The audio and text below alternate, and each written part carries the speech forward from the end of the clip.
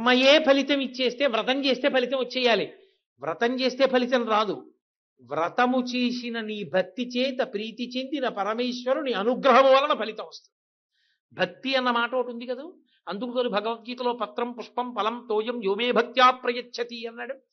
భక్తితో చెయ్యాలి. భక్తి అన్న మాటకు అర్థం చెప్పినట్టు వినడం. చెప్పినట్టు వినడం అన్నది నిజమైతే పరమేశ్వరుడే బొట్టెట్టు కూర్చుంటే నువ్వు బొట్టు లేకుండా పెడతావా? ఏమి నీ అఘాయిత్యం? కాబట్టి ఒక బొట్టు పెట్టుకోవడం అన్న మాట వెనక అంత పవిత్రమైనటువంటి భావజాలం ఉంది. ఒక బొట్టు పెట్టుకోవడం వెనక అంత పవిత్రమైనటువంటి ఆశయం ఉన్నది. ఒక బొట్టు పెట్టుకోవడం వెనక తనని తాను నియంత్రించుకోవాలనేటటువంటి అంత కుతూహలం ఉన్నది. కాబట్టి దాని వలన అక్షయమవుతుంది. అది శ్రద్ధ. కాబట్టి ఆ విభూతి బొట్టు పెట్టుకుని పంచ కట్టుకుని చక్కగా సేవ చేసుకునేటటువంటి వాళ్ళు వెళ్ళి సేవకి కూర్చోవాలి తప్ప, ఇంత చేసి పంచ కట్టుకోకుండా వెళ్ళి కూర్చుని నగ్న పూజ చేసినటువంటి అపరాధాన్ని నీ ఖాతాలో వేసుకోవలసినంత అగత్యం ఎందుకు తెచ్చుకోవాలి?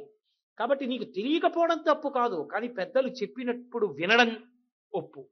పంచ కట్టుకురా అని అక్కడ ఉన్నప్పుడు పంచ కట్టుకునే వెళ్ళాలి.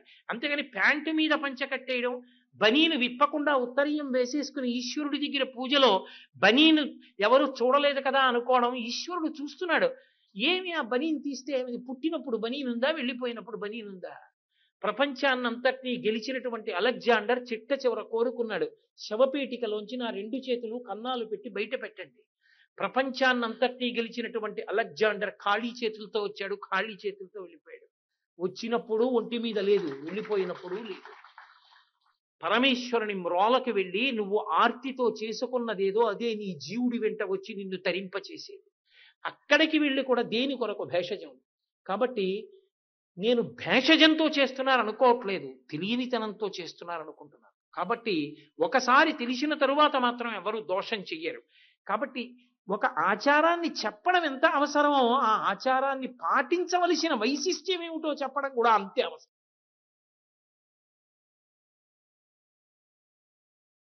63 కోట్ల తీర్థములలో స్నానం చెయ్యలేనటువంటి వాళ్ళు కనీసం 1008 తీర్థముల యందు స్నానం చెయ్యాలి అని.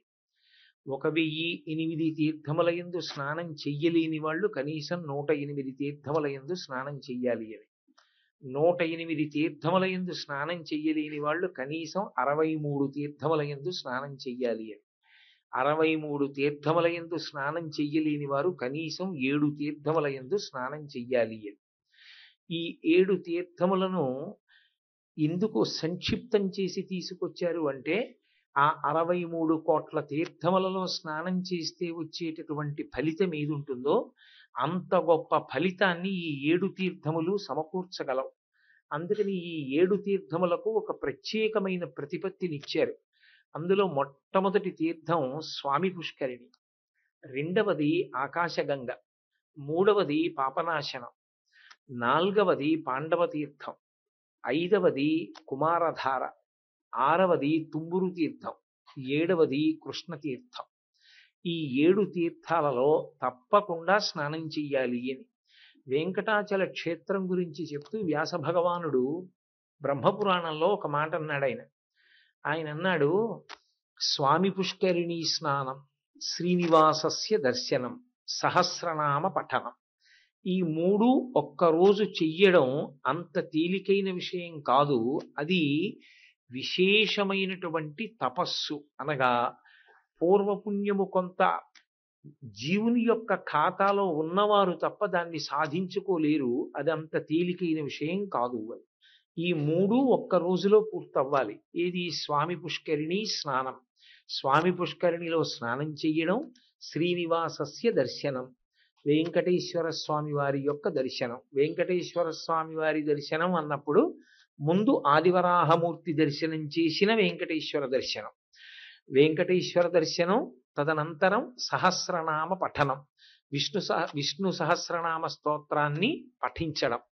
ఈ 3 ఒక్కరోజు ఎవరు చేస్తాడో వాడు భగవంతుని యొక్క పరిపూర్ణమైనటువంటి అనుగ్రహానికి నోచుకున్నవాడు అని లెక్కలోకి తీసుకోవచ్చు. ఇక వాడు చెయ్యవలసింది భగవంతుని చేత అనుగ్రహింపబడినటువంటి కటాక్షమును జాగ్రత్తగా నిలబెట్టుకునేటటువంటి ప్రయత్నం చెయ్యాలి.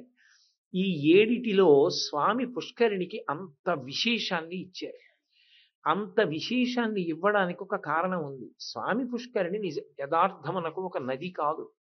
ఒక నది కానప్పుడు పుష్కరిణికి ఇంత గౌరవం, ఇంత పవిత్రత ఎక్కడి నుంచి వచ్చాయని ప్రశ్న వేశారు. దాని గురించి వ్యాస భగవానుడు ఒక అద్భుతమైన విషయాన్ని ప్రస్తావన చేశాడు. అందులో ఒకానొకప్పుడు సరస్వతీ నది తపస్సు చేసింది.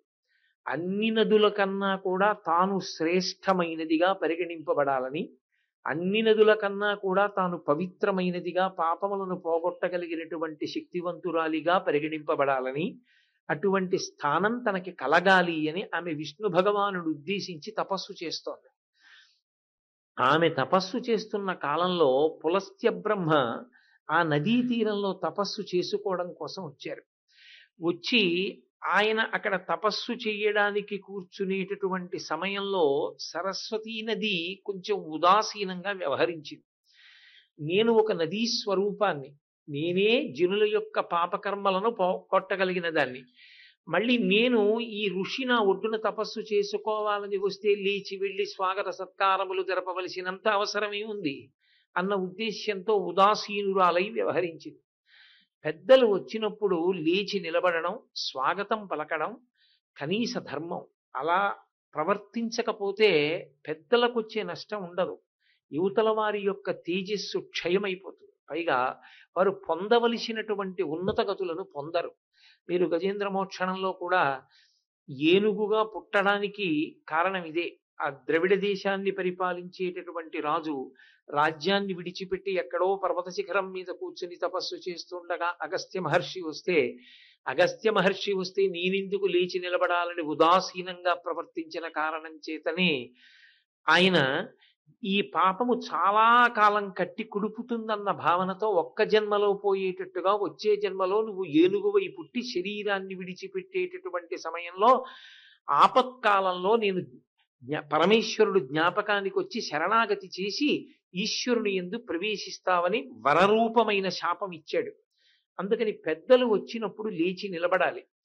అలా లేచి నిలబడలేదు సరస్వతీ నది. అది ఎంత నది అయినా, ఎంత నదికి అధిష్టానమైనటువంటి స్వరూపమైన ప్రవర్తించవలసిన రీతిలో ప్రవర్తించలేదు కనుక పులస్త్య బ్రహ్మకి అది ఆగ్రహ కారణమైంది. అది ఆయనకి వ్యక్తిగతమైన కోపం అని మీరు అనుకోకూడదు. మహాత్ముల యొక్క నడవడిని జాగ్రత్తగా అర్థం చేసుకోవాలి. తనకేదో తక్కువ జరిగిందన్నది ఆయన భావన కాదు. అవతల వారు ప్రవర్తించవలసిన రీతిలో ప్రవర్తించకపోతే రేపు లోకంలో ఇదే ఆచారమై కూర్చుంటుంది. జనులు భ్రష్టులవుతారు. కాబట్టి అటువంటప్పుడు వెంటనే ఆ ప్రవర్తనని ఆప్ చేయాలి. అందుకే శ్రీరామాయణంలో ఒక మాట అంటారు, కర్తవ్యమకృతం కార్యం సతాం మన్యుదీరయేత్ అని. మహాత్ములకు కూడా కోపం వస్తుంది. మహాత్ములకు కోపం ఎప్పుడు వస్తుంది అని అడిగారు. చెయ్యవలసిన పని చెయ్యవలసిన సమయంలో చెయ్యకపోతే కోపం వస్తుంది అన్నారు. ఆయన చేశాడు చెయ్యవలసిన పని. ఎప్పుడు చెయ్యాలో అప్పుడు చెయ్యలేదు. దేశము కాలము అత్యంత ప్రధానములు. అందుకే దేశము కాలము ఈ రెండిటి యొక్క విలువ తెలిసిన మహానుభావులలో అగ్రగణ్యుడు స్వామి హనుమ. అందుకే సుగ్రీవుడు ఆయన గురించి మాట్లాడుతూ దేశకాలానువృత్తిశ్చ నయశ్చ నయ పండిత అంటాడు. దేశకాలముల గురించి వాటి సమగ్రమైన విశేషములను నువ్వు తెలుసున్నవాడివి. ఎక్కడ ఎప్పుడు ఎలా ప్రవర్తించాలో నీకు తెలుసు. కాబట్టి హనుమ నిన్నే నేను పంపుతున్నాను అంటారు. అటువంటి దేశకాలముల యొక్క వైభవాన్ని తెలిసి ఉండకపోతే ఇబ్బంది వస్తుంది. అందుకే సమయానికి ఎప్పుడు ఏ కాలంలో ఏది చెయ్యాలో అది చెయ్యనటువంటి వారెవరుంటారో వారి మీద మహాత్ములు ఆగ్రహిస్తారు. ఎందుచేత ఆ సమయంలో చెయ్యవలసింది చేయకపోతే జీవితంలో ఒక అద్భుతమైనటువంటి అవకాశము చేజారిపోతుంది. పరమేశ్వరుడు మన ఇంటి మ్రోలకి వచ్చి నిలబడాలనుకున్నప్పుడు లేదా మనని అనుగ్రహించాలనుకున్నప్పుడు ఆయన ఏమి శంఖచక్ర గదా పద్మములను పట్టుకుని చతుర్భుజుడై ఇంటి ముందుకు వచ్చి తలుపు కొట్టడు. ఒక దీనుడి రూపంలో, ఒక అతిథి రూపంలో వచ్చి తలుపు తడతాడు. ఏదో అవసరమున్న వాడిలా ప్రవర్తిస్తాడు. అప్పుడు మీరు ఆయనకి చేసినటువంటి సేవే విష్ణు భగవానులకు అందుతుంది. అదే భగవంతుని యొక్క ప్రీతికి కారణమవుతుంది. అందుకే భాగవతంలో ఊరకరారు మహాత్ములు వా రథముల ఇండ్ల కడకు వచ్చుటలెల్లం కారణము మంగళములకు మీరొచ్చుట శుభము మాకు నిజము మహాత్మా అంటాడు నందుడు గర్గుడు వచ్చినప్పుడు. కాబట్టి దేశకాలములు తెలిసి ఉండాలి. అంతటి మహాత్ముడైనటువంటి పులస్త్య బ్రహ్మ, చతుర్ముఖ బ్రహ్మగారి మానసపుత్రులలో ఒకడు. ఆయన తపస్సు కొరకు సరస్వతీ నదీ తీరాన్ని ఎంచుకోవడం సరస్వతీ నదికి ఒక వైభవం. అక్కడికి వచ్చి ఆయన కూర్చుంటున్నప్పుడు సరస్వతీ నది లేచి ఆయనకి స్వాగతం ఆక్కు పలకాలి. కానీ అలా స్వాగతం చెప్పలేదు. చాలా మందిలో ఒక దురభిప్రాయం, అసలు ఎక్కడ ఎవరికి స్వాగతం ఉండాలో అక్కడ వారికి స్వాగతం ఉండాలి. ఒక దేవాలయంలో గౌరవం ఎవరికి జరగాలి? భక్తులైన వారికి జరగాలి. ఒక వైద్యశాలలో అందరికన్నా ముందు ఎవరిని చూడాలి? రోగిని చూడాలి. అంతేగాని ఎంత గొప్పవాడు రానివ్వండి, మీరు బాగున్నారా అని పూలదండ వేయరు. ముందు రోగిని చూస్తాడు వైద్యుడు. అలాగే ఎన్ని వాహనములు వెడుతుండనివ్వండి, ప్రమాద పరిస్థితిలో ఉన్నటువంటి వ్యక్తిని తీసుకెడుతున్నటువంటి వాహనానికి దారి విడిచిపెట్టేస్తాను దాని కోత వినగానే. దేశకాలములు ఉంటాయి. ఎప్పుడు ఎక్కడ ఎవరు గౌరవింపబడాలో వారు గౌరవింపబడాలి తప్ప అన్ని వేళలా ఎక్కడా ఎప్పుడూ మేమే గౌరవింపబడాలని ఎవరూ కోరుకోకూడదు. అలా ఎవరైనా కోరుకుంటే అది దేశకాలములు తెలియని పరిస్థితి అని అనుకోవలసి ఉంటుంది. కాబట్టి దేశకాలానువృత్తిశ్చనయశ్చనయ పండిత. కాబట్టి అటువంటి మహానుభావుడైన పులస్త్య బ్రహ్మ సరస్వతీ నదీ తీరానికి వచ్చి తపస్సు చేయడానికి ఉపక్రమిస్తుంటే ఆమె లేచి స్వాగతం పలకలేదు. పాపము కట్టి కుడుపుతుందన్న బాధ చేత పులస్త్య బ్రహ్మ శాపవాక్కుని విడిచిపెట్టారు. మహర్షులకు వేరు ఆయుధాలు ఉండవు. వారు చేసిన తపస్సే వారి యొక్క ఆయుధం. వారి నోటి వాక్కు గుండా వారి తపశ్శక్తి బయటికి వస్తుంది. దాని చేత వారు అన్న మాట సత్యం అవుతుంది. వారు సత్యం పలకడం కాదు, వారు ఏమన్నారో అది సత్యం అవుతుంది. అందుకే ఆయన అన్నారు, నువ్వు ఏ కోరికతో తపస్సు చేస్తున్నావో నదులన్నిటిలోకి శ్రేష్టమైన దాని నవాలని, పవిత్రమైన దాని నవాలని కోరుకుంటున్నావు. అగ్రగణ్యురాలివి కావాలనుకుంటున్నావు. నీ కోరిక నెరవేరుకుండుగాక. సరస్వతీ నది చాలా బాధ పొంది తన కోరిక తీరలేదు సరికదా, వచ్చిన పులస్త్య బ్రహ్మ తనకి శాపవాక్కు ఇచ్చారు. ఆమె ఆగ్రహాన్ని పొంది మహర్షి ఎందుకు శపించారో తెలుసుకోలేకుండా, అందుకే కోపం ఎంత పనైనా చేయిస్తుంది. క్రుద్ధ పాపం న కుర్యాత్కః క్రుద్ధో హన్యాద్గురూనపి క్రుద్ధ పురుషయా వాచా నరం సాధు నధిక్షిపేత్ అంటారు స్వామి హనుమ. కోపం వచ్చినవాడు గురువుని చంపేస్తాడు, కోపం వచ్చినవాడు బంధువుల్ని చంపేస్తాడు, కోపం వచ్చినవాడు ఏం చేయడు, ఏదైనా చేస్తాడు. అందుకే యథోరగస్త్వచం జీర్ణాం సవై పురుషముచ్యతే అంటారు. పాము తన ఒంటిలోంచి వచ్చిన కుబుసాన్ని తాను విడిచిపెట్టినట్టు తనకి వచ్చిన కోపాన్ని పరిశీలించి విడిచిపెట్టిన వాడెవరో వాడు ధన్యాత్ముడు. కాబట్టి ఆమె తన ఆగ్రహాన్ని అణుచుకోలేకపోయింది. ఎంత పెద్దలైనా ఆగ్రహానికి వశులైతే చివరికి ఎలా దెబ్బతింటారో మనకి చూపిస్తుంది. పులస్త్య బ్రహ్మ ఇచ్చిన శాపవాక్కు చేత ఆగ్రహం చెందిన సరస్వతీ నది స్త్రీ రూపాన్ని ధరించి పులస్త్య బ్రహ్మకి శాపవాక్కిచ్చింది.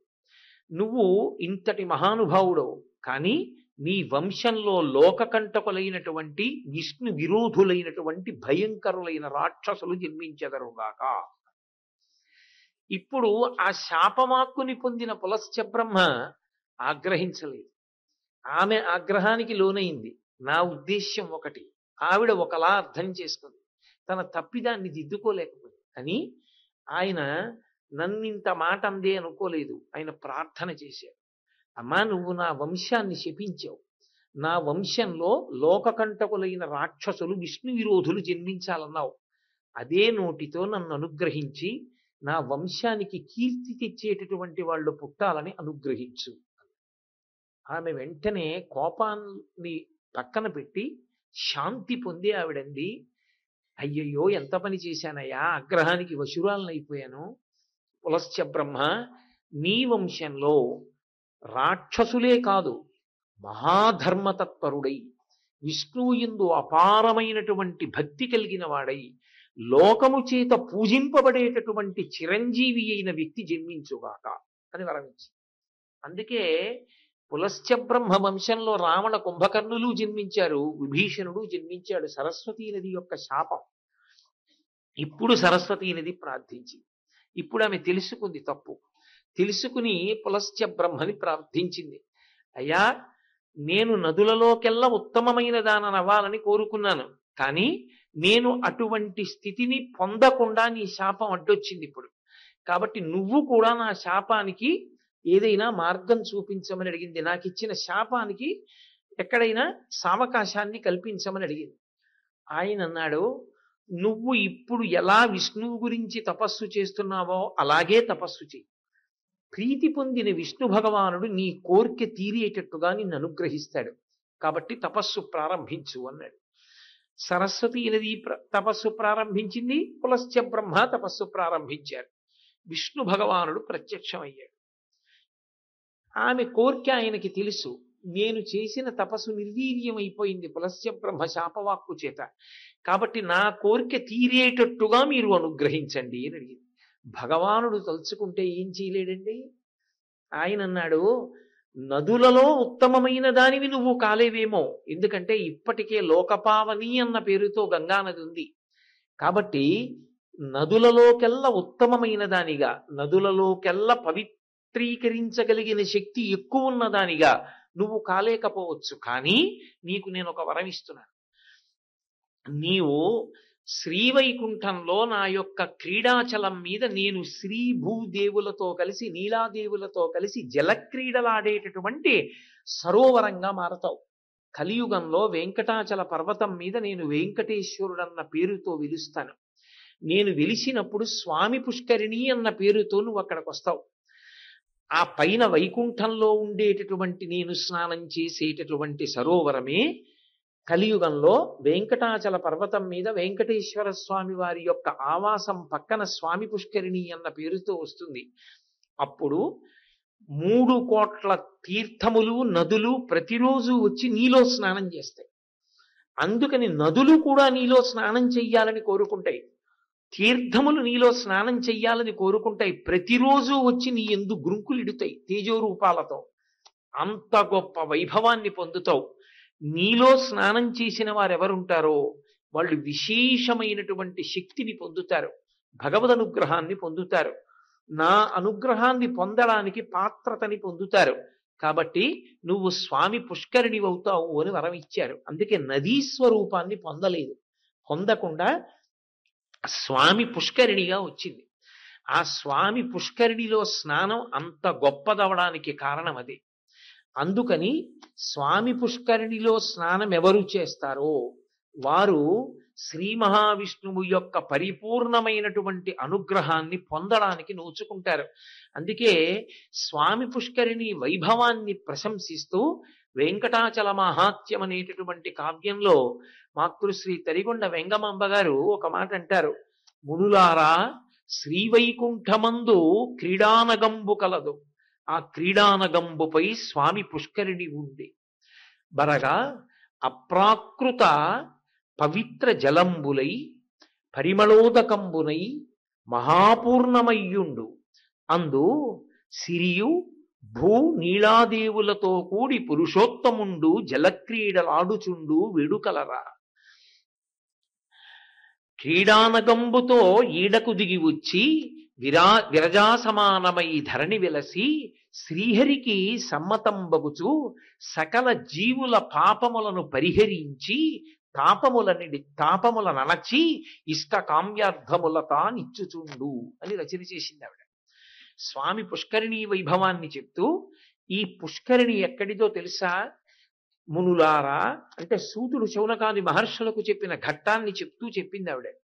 మునులారా శ్రీవైకుంఠంబునందు క్రీడానగంబుపై స్వామి పుష్కరిణి ఉంది. వెంకటాచల పర్వతం మీద ఉన్న పుష్కరిణి శ్రీవైకుంఠంలో శ్రీమన్నారాయణుడు తన ఉభయనాంచారులతో క్రీడించేటటువంటి క్రీడా నగము, ఆయన యొక్క క్రీడాద్రి ఒక కొండ ఉంది. అక్కడ ఆయన వాళ్లతో కలిసి విహారం చేస్తాడు. అక్కడ ఉంది ఒక సరోవరం, అదే స్వామి పుష్కరిణి. అదే వ్యాస భగవానుడు చెప్పినటువంటి పురాణోక్తి. అక్కడ ఉన్న స్వామి పుష్కరిణిలో ఆ అమృతగుండంలో అది అందులో ఉండేటటువంటి నీరు ప్రాకృతమైన నీరు కాదు. అది అప్రాకృతంబునై పరిమళోదకంబునై, అది అప్రాకృత జలము అంది ఆవిడ. అప్రాకృత జలము అంటే, ప్రాకృత జలము అని దేన్ని పిలుస్తారు అంటే, నీళ్లల్లో మళ్ళీ అప్రాకృతమైన నీళ్ళు ఎలా ఉంటాయండి అని మీకు అనుమానం రావచ్చు. ప్రాకృత జలము అప్రాకృత జలము ఈ రెండిటికి ఉండే తేడా ప్రధానంగా ఎక్కడుంటుందంటే, మనం ఎవరైనా మనకన్నా పెద్దలు శరీరాన్ని విడిచిపెడితే వాళ్ళకి ఆ ఉదకాన్ని విడిచిపెడతాం, ధర్మోదకము అని చెప్పి ఆ ఉదకాన్ని విడిచిపెట్టి వాళ్ళు దాన్ని పొందాలి అని, వాళ్ళు అక్షయలోకాల్ని పొందాలి అని కోరుకుంటారు. అది సామాన్యంగా మరణించిన వాళ్ళందరికీ కూడా ఈ భూమండలం మీద ఉన్నటువంటి నీతితో తర్పణ చెయ్యవచ్చు. కానీ బ్రాహ్మణ శాపం చేత కాని, భయంకరమైన విషక్రిముల చేత కాని, ఘోరమైన ప్రమాదంలో కాని, అటువంటి వాటిలో మరణించినటువంటి వారి యొక్క జీవులు ఉత్తమ లోకాలు పొందడానికి ఇక్కడ ఉన్నటువంటి నీళ్లు తర్పణ చేస్తే వెళ్ళవు, అందం వాళ్ళకి. మధ్యలోనే అవి హరించుకుపోతాయి, ఆ నీరు అందదు. మీకు అనుమానం ఉంటే ఈ విషయంలో శ్రీరామాయణం బాలకాండలో సగరులు 60,000 మంది కపిల మహర్షి యొక్క ఉద్ధతి చేత మరణించి బూది కుప్పలై పడిపోతే, అక్కడికి వచ్చినటువంటి అంశుమంతుడు గబగబా వెళ్ళి అక్కడ ఉన్న సరోవరంలో జలాలు తీసి తర్పణ చేయబోతాడు. తర్పణ చేయబోతే గరుత్మంతుడు చెప్తాడు, వాళ్ళు మహానుభావుడైన కపిల మహర్షి యొక్క క్రోధాగ్ని జ్వాలల చేత దహించుకుపోయారు, వాళ్ళకి ఈ నీళ్లు సరిపోవు, ఈ నీళ్లతో తర్పణ చేస్తే అందదు, అందుకని నువ్వు దివ్యమైనటువంటి గంగాజలాల్ని భూమి మీదకి దింపాలి, దింపితే గంగాజలంతో తర్పణ చేస్తే వాళ్ళకి అందుతుంది అన్నాడు. అది అప్రాకృత జలం. అంటే ఇక్కడ ఉన్న నీటి చేత కొంతమందికి ఉన్నత గతులు కలగవు, కానీ కొన్ని నీళ్లు అనేక రకాలుగా మరణించిన వారికి కూడా ఉన్నత గతులు కల్పించగలవు. వాటి శక్తి వేరు. అంత విశేషమైన శక్తి కలిగినదై అప్రాకృత పరిమళోదకంబునై, ఆ నీటిలో కొత్తగా ఏదీ తీసుకెళ్లి పరిమళ ద్రవ్యాలు కలపక్కర్లేకుండానే విశేషమైనటువంటి పరిమళాల్ని వెదజల్లుతూ ఉంటుంది అక్కడ ఉండేటటువంటి జలం. కాబట్టి అప్రాకృత పరిమళోదకంబునై, అది మహాపూర్ణమయ్యుండి, అది ఎప్పుడు పూర్ణంగా వడ్లని తొలగతోస్తోందా అన్నట్టుగా నిండి ఉంటుంది ఆ సరోవరంలో ఉండేటటువంటి జలం. ఆ నీటిలో ఎవరు ఆడుకుంటుంటారట? పురుషోత్తముండు సిరియు భూ నీలాదేవులతో కూడి జలక్రీడలాడుచుండు వేడుకలరా. ఆయన వేడుకగా శ్రీ మహాలక్ష్మితో, భూదేవితో, నీలాదేవితో కలిసి ఆ సరోవరంలో దిగి జలక్రీడలు ఆడుకుంటాట. అసలు పరమేశ్వరుని యొక్క స్పర్శ తగిలితేనే ఆ నీటికి శక్తి పెరుగుతుంది. అందుకే కదా అభిషేక జలం తల మీద చల్లుకుంటాం. మహానుభావుడు వాల్మీకి మహర్షి శ్రీరామాయణ రచన చేస్తూ బాలకాండలో ఒక మాట అంటారు, భవాంగపతి తంతోజం పవిత్రమితి పస్పృశు అంటారు. పరమశివుని యొక్క శరీరానికి తగిలింది కాబట్టి గంగానదికి అంత శక్తి వచ్చింది.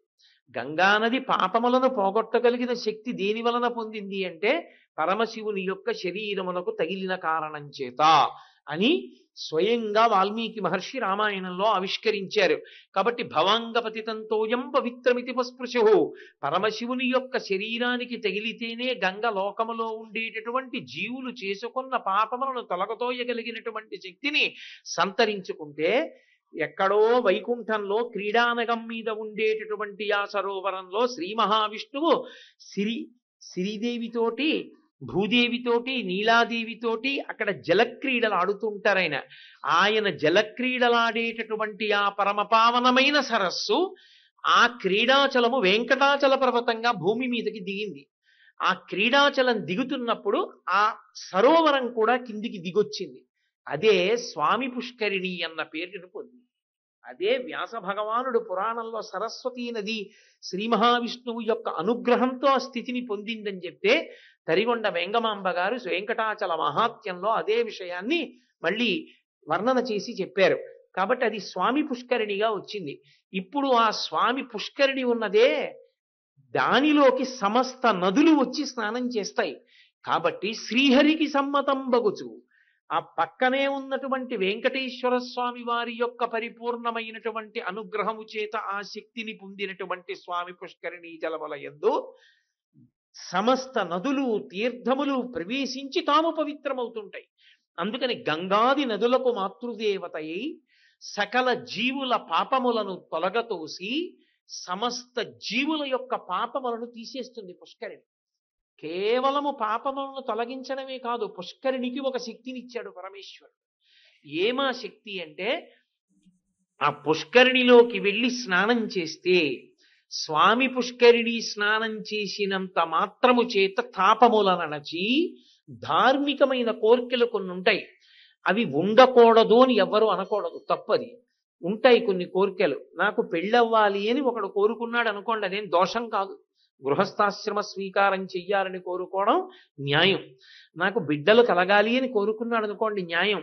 నాకు అన్నవస్త్రాదులు దొరకాలి అని కోరుకున్నాడు అనుకోండి, న్యాయం.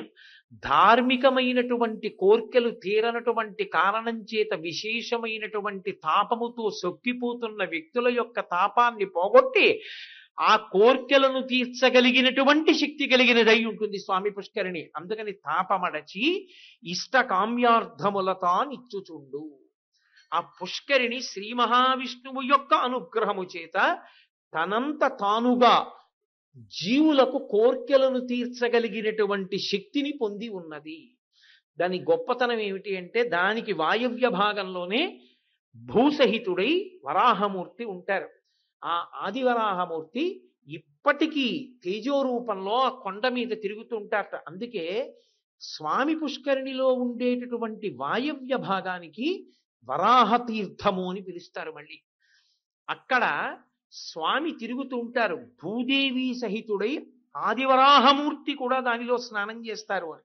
ఒకప్పుడు ఆయన స్నానం చేస్తే సముద్రాల్లో యద్రోమరంధ్ర పరిపూర్తి విధావదక్షౌ వరాహ జన్మని బభూవ రమీ సముద్రాహ అన్నాడు లీలాచకుడు శ్రీకృష్ణ కర్ణామృతంలో. ఆయన వెళ్ళి సముద్రం లోపలికి దిగితే హిరణ్యాక్షుణ్ణి పట్టుకుందామని సముద్ర జలాలన్నీ ఆయన రోమకూపాల్లోకి వెళ్ళిపోయి నీళ్లు ఇంకిపోయి, అటువంటి వాడు ఇప్పటికీ పుష్కరిణిలో స్నానం చేస్తుంటాడు. అంతటి మహానుభావుడు ఆ పుష్కరిణిలో స్నానం చేస్తాడు. వెంకటేశ్వర స్వామి వారి యొక్క పరిపూర్ణానుగ్రహాన్ని పొంది సరస్వతీ నదియే స్వామి పుష్కరిణి స్వరూపంగా వచ్చి అక్కడ వెలిసింది. కాబట్టి అంత గొప్ప పుష్కరిణి కాబట్టి దాని యందు స్నానం చేయడం సర్వోత్కృష్టమైనటువంటి స్థితి. అటువంటి స్వామి పుష్కరిణి స్నానాన్ని వదిలిపెట్టుకోవడము అంటే వెంకటాచలం వెళ్ళి జీవితంలో ఏదో గొప్ప విశేషాన్ని పోగొట్టుకున్నట్టు. పైగా నేను మీతో మొట్టమొదట్లోనే ప్రస్తావన చేశా, అసలు ఒక్క రోజులో వెంకటాచలంలో పొందేటటువంటి అత్యద్భుతమైనటువంటి విషయములు 3 అని వ్యాసవాక్కు. అందులో మొదటిది స్వామి పుష్కరిణి స్నానం శ్రీనివాసస్య దర్శనం. స్వామి పుష్కరిణి స్నానం చెయ్యడం, వెంకటేశ్వర స్వామి దర్శనం చెయ్యడం. నేను ఎక్కడో ఏదో తీసుకున్నానండి ఒక చిన్న నివాస గృహం, అందులో స్నానం చేసి దర్శనానికి వెళ్ళిపోతున్నాను అంటే భగవంతుని యొక్క పరిపూర్ణానుగ్రహాన్ని పొందడానికి అవసరమైనటువంటి 3టిలో ఒకదాన్ని విడిచిపెట్టేసుకున్నట్టే. కాబట్టి ఒక రోజులో ఈ 3 జరిగేటట్టుగా చక్కగా ప్రణాళికా నిర్మాణం చేసుకోవాలి యాత్రకు వెళ్ళినప్పుడు. కాబట్టి మొట్టమొదటిది స్వామి పుష్కరిణి. అందుకే స్వామి పుష్కరిణి గురించే చెప్తూ ఒక మాట అంటారు, స్వామి పుష్కరిణీ స్నానం సద్గురోః పాదసేవనం ఏకాదశి వ్రతంచాపి త్రయం అత్యంత దుర్లభం. స్వామి పుష్కరిణీ స్నానం దొరకమంటే దొరికేది కాదు. ఎందుకో తెలుసా? కొన్ని లక్షల మంది పర్వతం మీదకి వెళ్ళొచ్చు, కొన్ని పదుల మందే పుష్కరిణిలో స్నానం చేస్తూ ఉంటారు. ఏమండి మరి ఇంత గొప్పది కదా పుష్కరిణి, ఎక్కడ చూసినా అలా సూచన చేశారే పుష్కరిణి స్నానం చెయ్యండి అని, ఆఖరికి ప్రసాదం కవర వెనకాతల కూడా ముద్రణ చేశారే, మరి ఎందుకండి స్వామి పుష్కరిణిలో అంతమంది స్నానం చేయరు, అన్ని లక్షల మంది ఎందుకు వెళ్ళరు స్నానానికంటే ఒక్కటే కారణం, అంత గొప్ప ఫలితాన్ని వీడికి కట్టబెట్టేయచ్చా అన్నది చూస్తాడు పరమేశ్వరుడు. అదే మాయ. మహామాయా విశ్వం భ్రమయసి పరబ్రహ్మ మహిషి అంటారు సౌందర్యలహరి చేస్తూ శంకర భగవత్పాదులు. ఇంత పెద్ద అనుగ్రహం కట్టపెట్టడమే. అందుకని అబ్బా పుష్కరిణికి ఏం పెడతాను లేదురు అనేవాడు ఒకడు, చల్లేసుకుందాం లేదురు అనేవాడు ఒకడు, స్వామి పుష్కరిణికి వెళ్లి సంకల్పంతో స్నానం చేసి అంత గొప్ప అనుగ్రహానికి పాత్రులవుదామనేటటువంటి బుద్ధి స్థిరంగా నిలబడాలంటే పరమేశ్వరానుగ్రహము ప్రోది అయితే తప్ప సంభవము కాదు. శివశక్త్యాయుక్తో యది భవతి శక్త ప్రభవితుం నచేదేవం దేవో నకలు కుశల స్పందితుమపి అతస్వామారాధ్యాం హరిహర విరించాదిభిరపి ప్రణంతుం స్తుతుం వా కథమకృత పుణ్య ప్రభవత్. శంకరుడు సౌందర్యలహరి చేస్తూ అంటారు, అంత తేలిక అమ్మా, ప్రణంతుం స్తుతుం వా, నీకు నమస్కరించాలన్నా నిన్ను స్తోత్రం చెయ్యాలన్నా కథమకృత పుణ్య ప్రభవతి, చేసిన పుణ్యం లేకుండా పాత్రత లేకుండా ఎలా సంభవం అవుతుందమ్మా అంటారు. కాబట్టి భగవంతుని యొక్క అనుగ్రహాన్ని ప్రోది చేసుకున్నవాడు మాత్రమే దాన్ని సాధించుకోగలుగుతాడు. అందుకే నేను మీతో మనవి చేసింది, దాన్ని ప్రోది చేసుకోవడానికి ఏదో కష్టపడిపోవాలని మీరు అనుకోక్కర్లేదు. బయలుదేరేటప్పుడు మీ కులదేవతకి నమస్కారం చేసి బయలుదేరడమే స్వామి పుష్కరిణి స్నానం చెయ్యాలనేటటువంటి కోరిక బలంగా నిలబడి పుష్కరిణి స్నానం చెయ్యడానికి హేతు అవుతుంది. కాబట్టి ఇంటి దగ్గర ఆ అనుమతి తీసుకుని, నగరాధిష్టాన దేవత యొక్క అనుమతి తీసుకుని బయలుదేరాలి. నిన్న మీతో నేను మనవి చేశా, రామచంద్రమూర్తి అంటే రామాయణంలో ఆయన ఎలా ప్రవర్తించి చూపించాడో అదే మనందరికీ ఆదర్శం. అందుకే వేదోపబృంహణం, వేదవేద్యే పరే పుంసి జాతే దశరథాత్మజే వేద ప్రచేతసాదాసీ సాక్షాత్ రామాయణాత్మన. వేదమే వేదోపబృంహణమై శ్రీరామాయణంగా భూమి మీదకొస్తే వేదము చేత ప్రతిపాదింపబడినటువంటి పరమేశ్వరుని యొక్క స్వరూపమే రామచంద్రమూర్తిగా నరుడిగా భూమి మీద నడయాడాడు. అంతటి మహానుభావుడు తాను బయలుదేరి వెళ్ళిపోతూ అరణ్యవాసానికి అయోధ్యానగరం వంక తిరిగి నమస్కారం చేస్తూ అంటాడు, ఆపృచ్ఛేత్వాం పురీ శ్రేష్ఠే కాకుత్స పరిపాలితే దైవతాని చ యానిత్వం పాలయంత్యా వసంతి చ అంటాడు. ఓ అయోధ్యానగరమా, పురీ శ్రేష్ఠే, నగరములలో శ్రేష్టమైన దానా, తన ఉన్న నగరం మీద తనకి అంత ప్రేమ ఉండాలి, తన ఉన్న నగరం మీద తనకంత భక్తి ఉండాలి. తను ఏ ఊళ్ళో ఉంటున్నాడో ఆ ఊరిని చిన్న బుచ్చి మాట్లాడకూడదు. ఈ దేశాన్ని విడిచిపెట్టి ఎక్కడికో వెళ్ళి 4 రూపాయలు సంపాదించుకుని ఇక్కడికి వచ్చి ఈ దేశాన్ని తిట్టడం, ఒక ఊళ్ళో ఉండి ఇంకో ఊరు వెళ్ళి మా ఊరు ఎందుకు పనికొస్తుందండి అనడం అవైదికమైనటువంటి లక్షణాలు. అలా ఉండ, ఏ ఊళ్ళో ఉంటున్నావో ఆ ఊరి మీద నీకు అనన్యమైన భక్తి ఉండాలి. నా కన్న తల్లితో సమానం అనుకోవాలి. అందుకే జననీ జన్మభూమిశ్చ స్వర్గాదపి గరీయసి, స్వర్గం కన్నా గొప్పవి జననీ జన్మభూమి, ఉన్న ప్రదేశం కూడా అంత గొప్పది. అందుకే రామచంద్రమూర్తి అంతటి వాడు ఒక్కసారి అయోధ్యానగరం వంక తిరిగి 2 చేతులెత్తి నమస్కరించి అన్నాడు, ఆపృచ్ఛేత్వాం పురీ శ్రేష్ఠే, పురములలో శ్రేష్టమైన ఓ అయోధ్యానగరమా, కాకుత్స పరిపాలితే, కాకుత్సులైనటువంటి మా పాకువంశ ప్రభువుల చేత పరిపాలింపబడినదానా, నేను ఇవాళ అరణ్యవాసానికి బయలుదేరుతున్నాను. నా తండ్రి అయిన దశరథ మహారాజు గారు నా తల్లి అయిన కైకమ్మకిచ్చిన మాట సత్యం అవడానికి, ఆయనని ధర్మమునందు నిలబెట్టడానికి 14 సంవత్సరముల అరణ్యవాసానికి వెడుతున్నాను. దైవతాని చ యానిత్వం, బాగా జ్ఞాపకం పెట్టుకోవాలి. శ్రీరామాయణం చదవడం అంటే భగవంతుని యందు ఆర్ష ధర్మమునందు విశ్వాసాన్ని నిలబెట్టుకోవడం. దైవతాని చ యానిత్వం, నీ యందు అనేకమైనటువంటి దైవ సంఘములతో కూడి ఓ అయోధ్యాపురాధిష్టాన దేవత, నువ్వు ఆ నగరంలో ఉన్న వాళ్ళందరినీ కాపాడుతున్నావు, నువ్వు నాకు అనుమతిని కటాక్షించు. పాలయంత్యా వసంతిచ, నీ యందు వాళ్ళందరూ కూడా వసిస్తున్నారు దేవతలు, ఆ దేవతలందరి యొక్క అనుగ్రహము నాకు కలుగుగాక. ఆయన కోరుకుంటాడు వెళ్ళిపోయే ముందు, నాకు అత్యంత ప్రీతిపాత్రమైన విషయం, మళ్ళీ నేను వచ్చి ఈ సరయూ నదీ తీరంలో ఎప్పుడు వేటాడతానో, రాజకుమారులకు వేట ఉండవలసిన లక్షణం, నేను ఎప్పుడు ఈ సరయూ నది ఒడ్డున ఉన్న అరణ్యాలలో వేటాడతానో అంటాడు. అంటే రామచంద్రమూర్తి అంతటి వాడు ఊరు విడిచిపెట్టి వెళ్ళేటప్పుడు అయోధ్యానగరానికి నమస్కారం చేసి వెళ్ళాడు. అటువంటి స్వామి పుష్కరిణిలో స్నానం చేసేటటువంటి అదృష్టం మనకి కలగాలి అంటే మనం కూడా తీర్థయాత్రకి బయలుదేరేటప్పుడు మనం ఏ ఊళ్ళో ఉన్నామో ఆ ఊరి యొక్క అధిష్టాన దేవతకి నమస్కారం చేసి బయలుదేరాలి. కాబట్టి అలా వెళ్ళి ఆ స్వామి పుష్కరిణి స్నానం చేస్తే, స్వామి పుష్కరిణి స్నానం సద్గురోహ పాదసేవనం, సద్గురువు యొక్క పాద సేవ. ఎందుకని? కాళ్ళు నిప్పెడుతున్నాయి అనుకోండి, సద్గురువైన వాడు నా కాళ్ళు నిప్పెడుతున్నాయి అండవు. పోన్లే ఏ పాపమో ఇలా పోయిందంటాడు. నాకింత బాధగా ఉంది, నాకింత నిప్పిగా ఉంది, కాసేపు నా కాళ్ళు పట్టండి అని కూడా ఎవ్వరిని ఆయన అడగడం. అటువంటి వాడి పాదసేవనం ఎలా లభిస్తుంది? ఎందుకు లభిస్తుంది? ఆయన ఏం కాళ్ళు పట్టించుకుంటాడా? ఆయన పట్టించుకోడు. భగవాన్ రమణులకు ఒక కాలు ఇలా వాచిపోయి ఉండేది. ఆయన రెండు కాళ్ళు చాపు కూర్చుంటే ఓ హైకోర్టు జడ్జి గారు వచ్చి కాళ్ళు పట్టబోయారు. ఎవరితో కాళ్ళు పట్టించుకునేవారు కాదు ఆయన. ఆయన అన్నారు, ఎందుకు కాళ్ళు పడుతున్నారు అన్నారు. మీ కాళ్ళు పడితే పుణ్యం కదూ అన్నారు. ఆగండి ఆగండి ఆగండి, ఏమన్నారు అన్నారు. మీ కాళ్ళు పడితే పుణ్యం కదూ అన్నాడు ఆయన. ఏది, మీ చేతులు పక్కకి తీయండి అని ఆయనే పట్టుకుంటున్నారు. అదేమిటి మీరు పట్టుకుంటున్నారన్నారు. మరి నాకు మాత్రం పుణ్యం కావద్దు, ఆ కాళ్ళు పడితే పుణ్యం అన్నారుగా, నేను పడుతున్నాను ఆ కాళ్ళు అన్నారు. అందుకని సద్గురువుకి శరీర భ్రాంతి ఉండదు. ఉండని వాడికి ఇంకా శరీరంకి వచ్చేటటువంటి కష్టానికి ఎవరితోనో సేవ చేయించుకుందాం అనుకుంటాడా? అనుకోడు. మరి గురువు గారి పాదములు పట్టే అదృష్టం ఎప్పుడు లభిస్తుంది? ఒకేసారి లభిస్తుంది. అది గొప్పతనం. ఎప్పుడు లభిస్తుందో తెలుసా? గురువు గారికి భగవత్ సంబంధం అంటే ప్రాణం.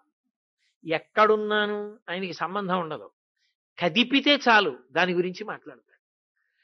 ఆవు దూడ వచ్చి ఆకలితో ఆవు పొదుగులో గుద్దితే చాలు పాలు విడిచిపెట్టేసినట్టు గురువు గారి దగ్గరికి వెళ్ళి గురువుగారు గురువుగారు అని ఏదైనా అనేటప్పటికీ చెప్పకుండా ఉండలేక చెప్పేస్తుంటాడు. అది చెప్పేస్తున్నప్పుడు దగ్గరగా జరిగి ఆ గురువు గారి కాళ్ళు ఒత్తుతూ వింటుంటే ఆ వింటున్నవాడి ముఖం చూస్తుంటాడు. ఆ సంతోషంలో ఆ ఆర్తి చూసి ఊరుకుంటాడు తప్ప తను పట్టించుకోవాలని పట్టించుకోడు. సద్గురోః పాదసేవనం ఏకాదశీ వ్రతం చాపి త్రయం అత్యంత దుర్లభం. ఏకాదశీ వ్రతము దొరకదు. ఎందుకు దొరకదు? ఒక్కటే కారణం. ఏకాదశీ వ్రతం అంటే ఉపవాసం చెయ్యడం కాదు.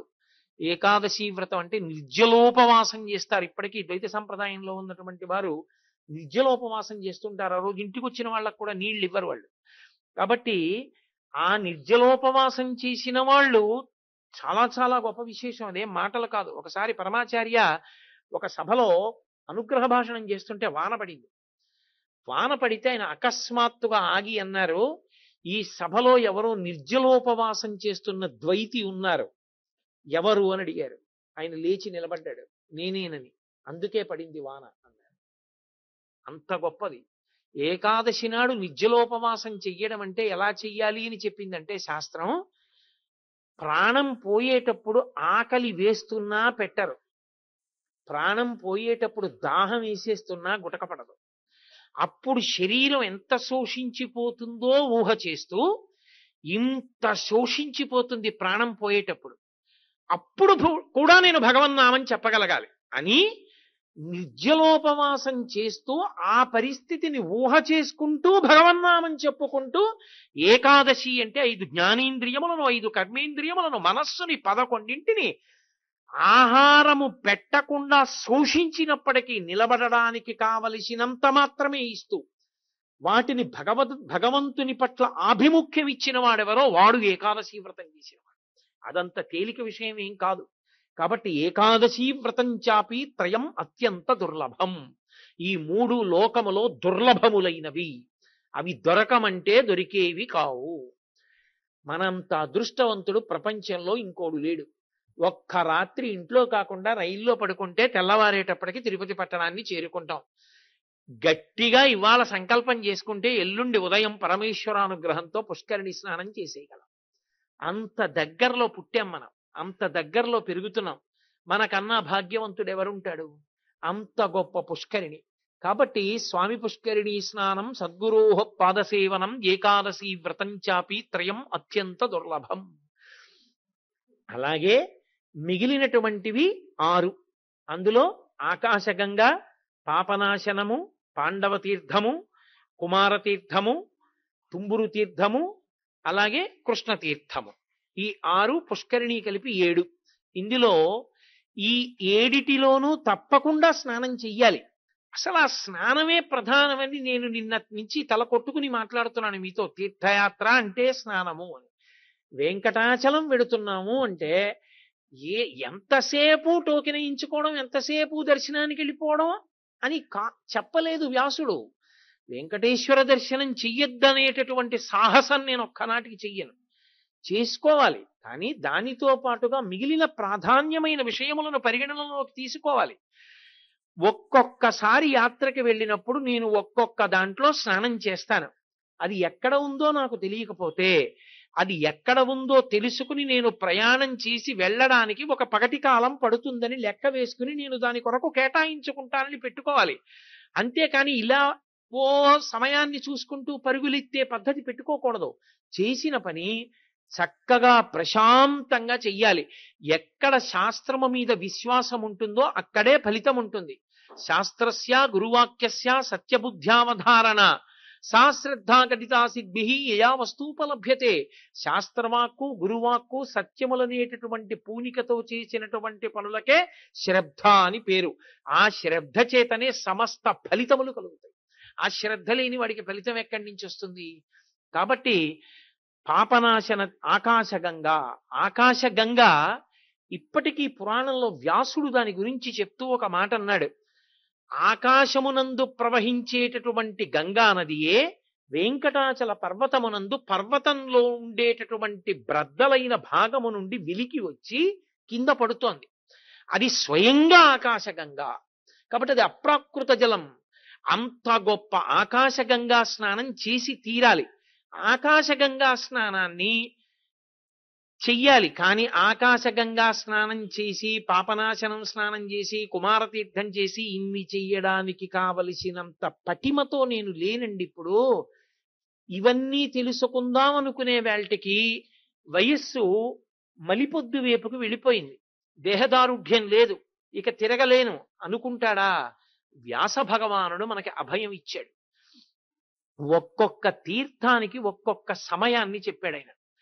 ఈ సమయాన్ని జ్ఞాపకం పెట్టుకుని నువ్వు వెళ్ళి ఆ తీర్థంలో స్నానం చేస్తే వ్యాసవాక్కు తిరుగులేని వాక్కు.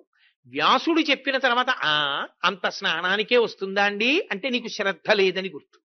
వ్యాసుడి కన్నా గొప్పవాడు లోకంలో లేడు. వ్యాసుడు చెప్పాడు అంటే నమ్మి తీరవలసినదే. ఇక నమ్మనన్నవాడి కర్మ తప్ప నేనేం చేయలేను. వ్యాసుడు ఒక్కొక్క తీర్థం గురించి చెప్తూ ఒక మాట అన్నాడు, ఇక పునర్జన్మ లేదన్నాడు. ఆ తీర్థంలో ఆ కాలంలో వెళ్ళి సంకల్ప సహిత స్నానం చేస్తే వాడికి ఇక పునర్జన్మ లేదన్నాడు కొన్నిటి విషయంలో. అంత గొప్పది. అందులో ఆకాశగంగకి సంబంధించినంత వరకు చైత్ర శుద్ధ పౌర్ణమి ఆకాశగంగా స్నానాన్ని కానీ చేస్తే చైత్ర శుద్ధ పౌర్ణమి నాడు సంకల్ప సహితంగా ఆకాశగంగలో స్నానం చేసి నీ శక్తి కొలది దాన ధర్మములను అక్కడ ఆచరించగలిగితే ఆ రోజున 63 కోట్ల తీర్థముల యందు స్నానం చేసిన ఫలితాన్ని ఇచ్చేస్తానని చెప్పారు. ఒక్కొక్క సమయమునందు ఆ తీర్థము అంత శక్తితో ఉంటుంది. అన్ని తీర్థములు దాని యందు ప్రవేశిస్తాయి. కాబట్టి చైత్ర శుద్ధ పూర్ణిమ ఆకాశగంగ. అలాగే పాపనాశనం. పాపనాశనానికి సంబంధించినంత వరకు ఆదివారం, సప్తమి, హస్త, పుష్యమి ఈ 2 నక్షత్రాల్లో ఏదైనా ఒక నక్షత్రాన్ని కూడి ఉన్నప్పుడు, మొన్న ఉత్తరాయణ పుణ్యకాలం ప్రవేశించినప్పుడు ఆదివారం సప్తమి తిథితో హస్తా నక్షత్రంతో ప్రవేశించింది. అది పాపనాశనమునందు స్నానం చెయ్యడానికి అత్యంత అనుకూలమైన సమయం.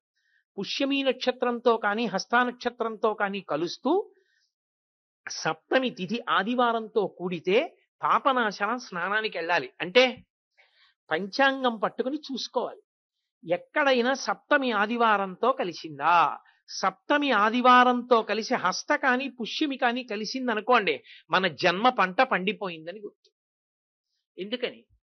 హాయిగా వెంకటాచలానికి వెళ్ళి ఆ పాపనాశన తీర్థంలో సంకల్ప సహితంగా స్నానం చేస్తే 63 కోట్ల తీర్థముల యందు స్నానం చేశాడు అని ఫలితాన్ని ఇస్తారు. ఏం సామాన్యమైన ఫలితమా? అందుకే దేశకాలములకు అంత శక్తి ఉంటుంది అంటారు. కాబట్టి పాపనాశన తీర్థమునకు అది వైభవోపేతమైనటువంటి కాలం. ఇక ఆకాశగంగా, పాపనాశనము ఈ రెండిటి తర్వాత పాండవ తీర్థం. పాండవ తీర్థంలో వైశాఖ మాసంలో వచ్చేటటువంటి ఏ తిథి నాడైనా స్నానం చేయొచ్చు. వైశాఖ మాసం అంతా కూడా యోగ్యమే. పాండవ తీర్థం చాలా చాలా గొప్పది. ఆ కురుక్షేత్ర సంగ్రామంలో ఎందరినో సంహరించినటువంటి పాపం పోవడానికి పాండవుల్ని వెంకటాచలంలో ఉండమన్నారు కృష్ణ భగవానుడు కొంతకాలం. ఆ పాండవులు వచ్చి అక్కడ ఉన్నారు. మలయాళ స్వామి వారు తపస్సు చేసినటువంటి ప్రదేశం అవి కూడా ఇప్పటికీ ఉంటే అక్కడ బ్రహ్మాండమైనటువంటి తీర్థధార వెడుతుంటుంది. వెంకటాచలంలో వెంకటేశ్వర స్వామి వారి క్షేత్రపాలకుడు పెద్ద రుద్రశిల అని ఉంటుంది. పరమశివుడు ఆ క్షేత్రానికి పరిపాలకుడు. ఆ అది ఆ గుండు తిరుగుతూ ఉండేది లోపల దేవాలయంలో తిరిగేది. తాళం వేసి బయటికి వచ్చేసిన తర్వాత కొన్ని కారణాల చేత దాన్ని తీసుకొచ్చి బయట పెట్టేశారు పాండవ తీర్థంలో. ఇప్పటికీ అక్కడ ఉంటుంది అది. దాని కింద నుంచి వస్తూ ఉంటుంది ఆ జలధార. వైశాఖ మాసంలో ఏ తిథి నాడైనా సరే అక్కడికి వెళ్ళి ఆ తీర్థంలో స్నానం చేస్తే అక్కడే సొరంగంలా ఉంటుంది. పెద్ద శిల కింద పంచపాండవులు, ద్రౌపది, కుంతీదేవి, కృష్ణ భగవానుడి యొక్క విగ్రహాలు చెక్కబడి ఉంటాయి. అసలు అక్కడ ఒక పెద్ద వృక్షం ఉంటుంది. మీరు ఆ చెట్టుని చూస్తే తిక్కన గారు మహాభారతంలో విరాట పర్వంలో వర్ణించినటువంటి చెట్టు ఎలా ఉంటుందో అలా ఉంటుంది ఆ చెట్టు. అసలు ఆ చెట్టుని చూడడానికి వెళ్ళాలి అక్కడికి. అంత పెద్ద చెట్టు. అక్కడ ఉండేటటువంటి ఆ పాండవ తీర్థంలో వైశాఖ మాసంలో ఏ తిథి నాడైనా స్నానం చేస్తే వాడు 63 కోట్ల తీర్థముల యందు స్నానము చేసిన వాడే. పాండవ తీర్థం తర్వాత వచ్చేటటువంటిది కుమారధార. కుమారధార స్నానం చెయ్యడానికి పరమయోగ్యమైన కాలం మాఘమాసంలో వచ్చేటటువంటి పౌర్ణమి. అంటే అది అనుకూలం. మాఘశుద్ధ పౌర్ణిమ నాడు వెంకటాచలం వెళ్లి కుమారధారలో స్నానం చేస్తే 63 కోట్ల తీర్థములలో స్నానం చేసినట్లే. అవకాశం ఉందనుకోండి, కొద్దిగా వయస్సు బలం ఉన్నాయనుకోండి, చక్కగా ఈ తిథులు వెతుక్కుని ఒక్కొక్క తిథి ఉన్నప్పుడు ఒక్కొక్క తీర్థానికి వెళ్ళి కనీసం ఈ 7 తీర్థాల్లో స్నానం చేస్తే పెద్దవాడైన తర్వాత, తాతగారైన తర్వాత ధైర్యంగా చెప్పుకోవచ్చు, రే ఈ శరీరం 7 తీర్థముల యందు మజ్జన వాడిందిరా అని చెప్పుకోవచ్చు. ఇంట్లో వాళ్ళకి ఒక మార్గదర్శకుడు అవుతాడు. కాబట్టి మాఘశుద్ధ పూర్ణిమ కుమారధార యందు స్నానం చేయాలి. కానీ మాఘశుద్ధ పూర్ణిమ కుమారధారా స్నానానికి ఒక నియమం ఉంది. మధ్యాహ్నం 12 గంటలకి చెయ్యాలి. అది అన్ని వేళలా చేసేది కాదు. మాఘశుద్ధ పూర్ణిమ మధ్యాహ్నం 12 గంటలకి మాత్రమే 63 కోట్ల తీర్థములు ఆవహిస్తాయని. కాబట్టి ఆ కాశీపట్టణంలో గంగానదిలో మణికర్ణికా తీర్థంలో మధ్యాహ్నం 12 గంటలకి ప్రతిరోజు ఎలా స్నానం చేస్తారో అలా మాఘశుద్ధ పూర్ణిమ మధ్యాహ్నం 12 గంటల వేళ కుమారధారకి ప్రత్యేకత. ఇక పాపనాశనం పాండవ తీర్థము, కుమారధార తర్వాత వచ్చేటటువంటిది తుంబురు తీర్థం. తుంబురు తీర్థం అక్కడే గుహలో తరిగొండ వెంగమాంబ గారు చాలా కాలం ఉన్నారు. వెంకటేశ్వర స్వామి వారు ఆవిడతో మాట్లాడుతుండేవారు. ఆవిడ మొరపెట్టుకుంది, జనం విపరీతంగా వచ్చేస్తున్నారు, కొన్ని వేల మంది వెళ్ళిపోయేవారు ఆవిడ దర్శనానికి. ఆవిడ వ్రాసిన వెంకటాచల మహాత్యం పుస్తకాన్ని వ్రాతపతి వ్రాసి తెచ్చుకుని ఒక్కసారి చదువుకుంటే పెళ్లి కాని ఆడపిల్లలకి పెళ్లిళ్ళు అవుతాయి. అసలు తరిగొండ వెంగమాంబ గారు రాసిన వెంకటాచల మహాత్యం పుస్తకం ఇంట్లో లేకపోతే ఆ ఇంట్లో ఏదో కొద్దిగా తెలుసుకోవలసిన విషయం తెలుసుకుని ఉంచుకోవలసిన పుస్తకం ఉంచుకోని వారు అని తెలిసిపోతుంది. ఓ ఇంట్లో పుస్తకాలు కనపడ్డాయనుకోండి, తరిగొండ వెంగమాంబ గారి వెంకటాచల మహాత్యం ఉందా అండి అని అడిగారు అనుకోండి, ఆయనకి ఎంత ముఖ్యమైన పుస్తకం ఉంచుకోవలసిన అవసరం ఉందన్న దాని మీద కొంత సాధన చేసి ఉన్నాడా లేదా అన్నది అర్థమైపోతుంది. అసలు నా వ్యక్తిగత అభిప్రాయం అయితే వెంకటాచలం వెళ్ళినప్పుడు కొద్ది సమయాన్ని కేటాయించుకుని చక్కగా అందరూ కూర్చుని తరిగొండ వెంగమాంబ గారి బృందావనంలో వెంకటాచల మహాత్యాన్ని చదువుకోవడం కన్నా మంచి పని ఇంకొకటి లేదు. అంతటి మహాతలి. ఆవిడికి వెంకటేశ్వర స్వామి చెప్పారు, ఇక్కడ ఉండకు, ఇక్కడ ఉంటే జనం ఇలాగే వచ్చి నీ దర్శనమని ఇబ్బంది పెడుతున్నారు, నువ్వు తుంబురు తీర్థానికి వెళ్ళిపోయి తుంబురు కోణలో ఉండన్నారు. అంటే ఆవిడ తుంబురు కోణలోనే ఒక గుహలో ఉండేది. ఒకనాడు ఆవిడ స్నానం చేసి వస్తూ ఉంటే ఒక బ్రాహ్మణుడు చూసేశాడు. ఆయన కుష్ఠవ్యాధిగ్రస్తుడు. ఆమె యొక్క అనుగ్రహం చేత పోయింది.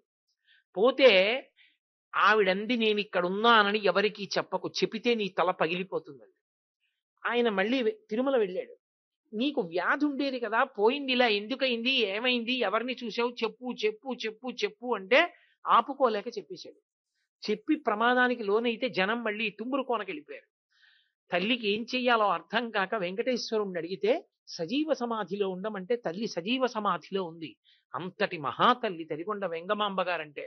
ఇప్పటికీ తరిగొండ వెంగమాంబ గారి యొక్క ముత్యాల హారతితోనే వెంకటాచలంలో కార్యక్రమాలు పరిసమాప్తమవుతాయి. ఆవిడ పేరు చెప్తే నన్ను నమ్మండి, నిండు విశ్వాసంతో చెప్తున్నాను, తరిగొండ వెంగమాంబ గారి పేరెత్తితే వెంకటరమణుడు పరమ ప్రీతి పొందుతాడు. అంతటి మహాభక్తురాలా తల్లి. అటువంటి తల్లి అక్కడే ఆ తుంబురు కోన దగ్గరే ఉన్నది తుంబురు తీర్థం.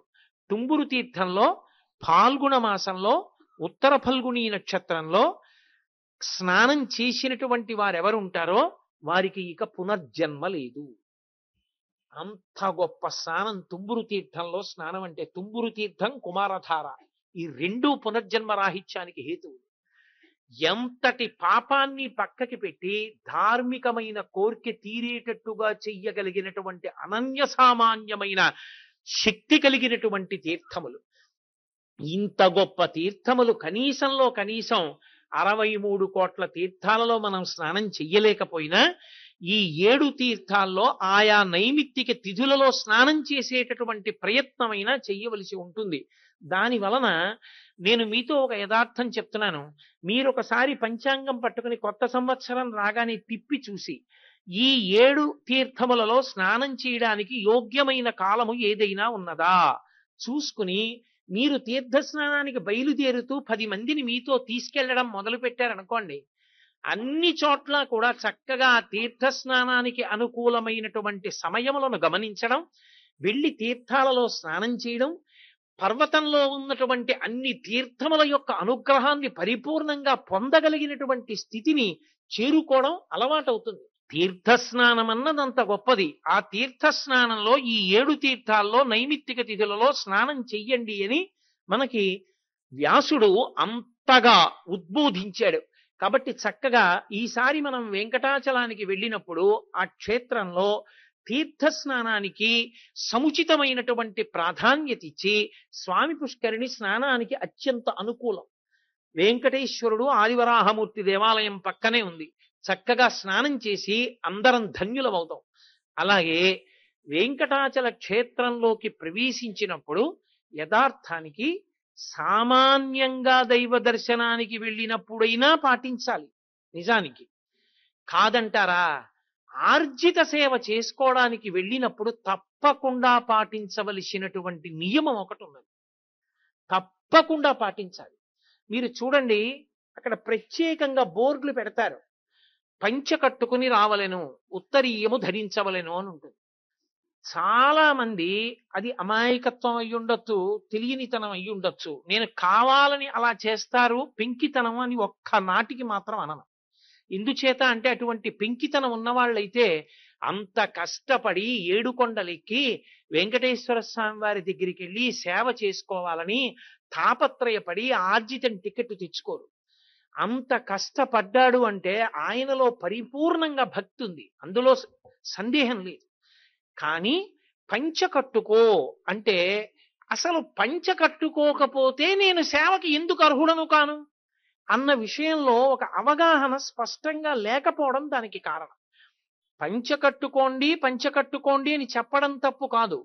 పంచ కట్టుకోకపోతే వచ్చేటటువంటి ఇబ్బంది తెలియనప్పుడు ఎందుకు కట్టుకోవాలన్న ప్రశ్న రావడం కూడా చాలా సహజంగానే ఉంటుంది. అది ఎందుకు కట్టుకోవాలని ఉంటుంది. నేను ఎన్నో పర్యాయాలు చూశాను వెంకటాచలంలో. కళ్యాణోత్సవం దగ్గరికి వెళ్ళినప్పుడు మీరు చొక్కా తీసేయండి, బనీన్ తీసేయండి, పంచ కట్టుకోండి అంటారు.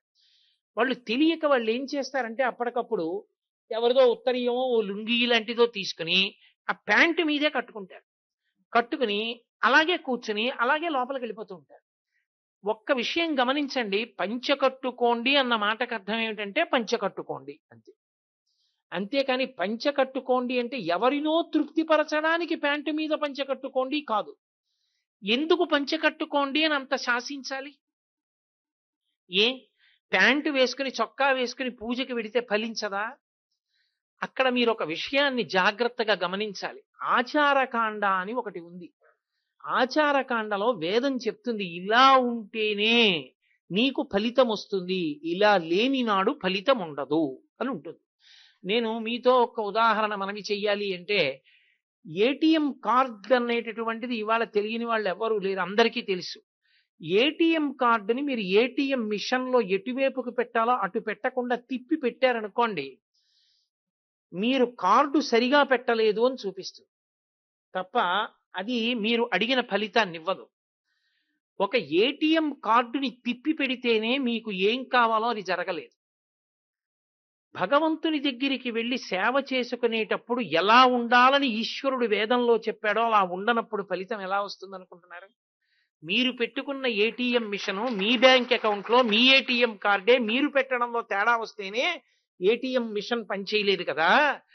అటువంటప్పుడు పరమేశ్వరుని యొక్క సేవ చేసి విశేషమైన అనుగ్రహాన్ని పొందుదాం అనుకున్నప్పుడు ఇలా ఉండనప్పుడు అది కుదరదు అని ఈశ్వరుడు అన్నప్పుడు అలా ఉండకుండా పొందుదామని ఎలా అనుకుంటారు? ఆర్జిత సేవ చేసుకుందాము అనుకున్నప్పుడు దాని యందు అంతర్భాగం ఏమి అంటే ఆర్జిత సేవ ఎలా చేసుకోమన్నారో అలా చేసుకోవాలి కాదు. ఆర్జిత సేవ టిక్కెట్ ఒకటి కొనడం కాదు, ఆర్జిత సేవ ఎలా చేసుకోమన్నారో అలాగే చేయడానికి సిద్ధపడాలి. ఆర్జిత సేవ ఎవరు చేసుకున్నా అసలు నిజానికి అక్కడికి పరిమితం చేశారు. పంచ కట్టుకోండి అంటారు. ఎందుకు పంచ కట్టాలి? పంచ కట్టుకోకపోతే వచ్చే నష్టం ఏమిటో మనకి వేదం చెప్పింది. పంచ అన్న మాటకి అర్థం ఏమిటంటే అది పట్టు పంచ, నూలు పంచ, బోళ్ళు ఉంటాయి.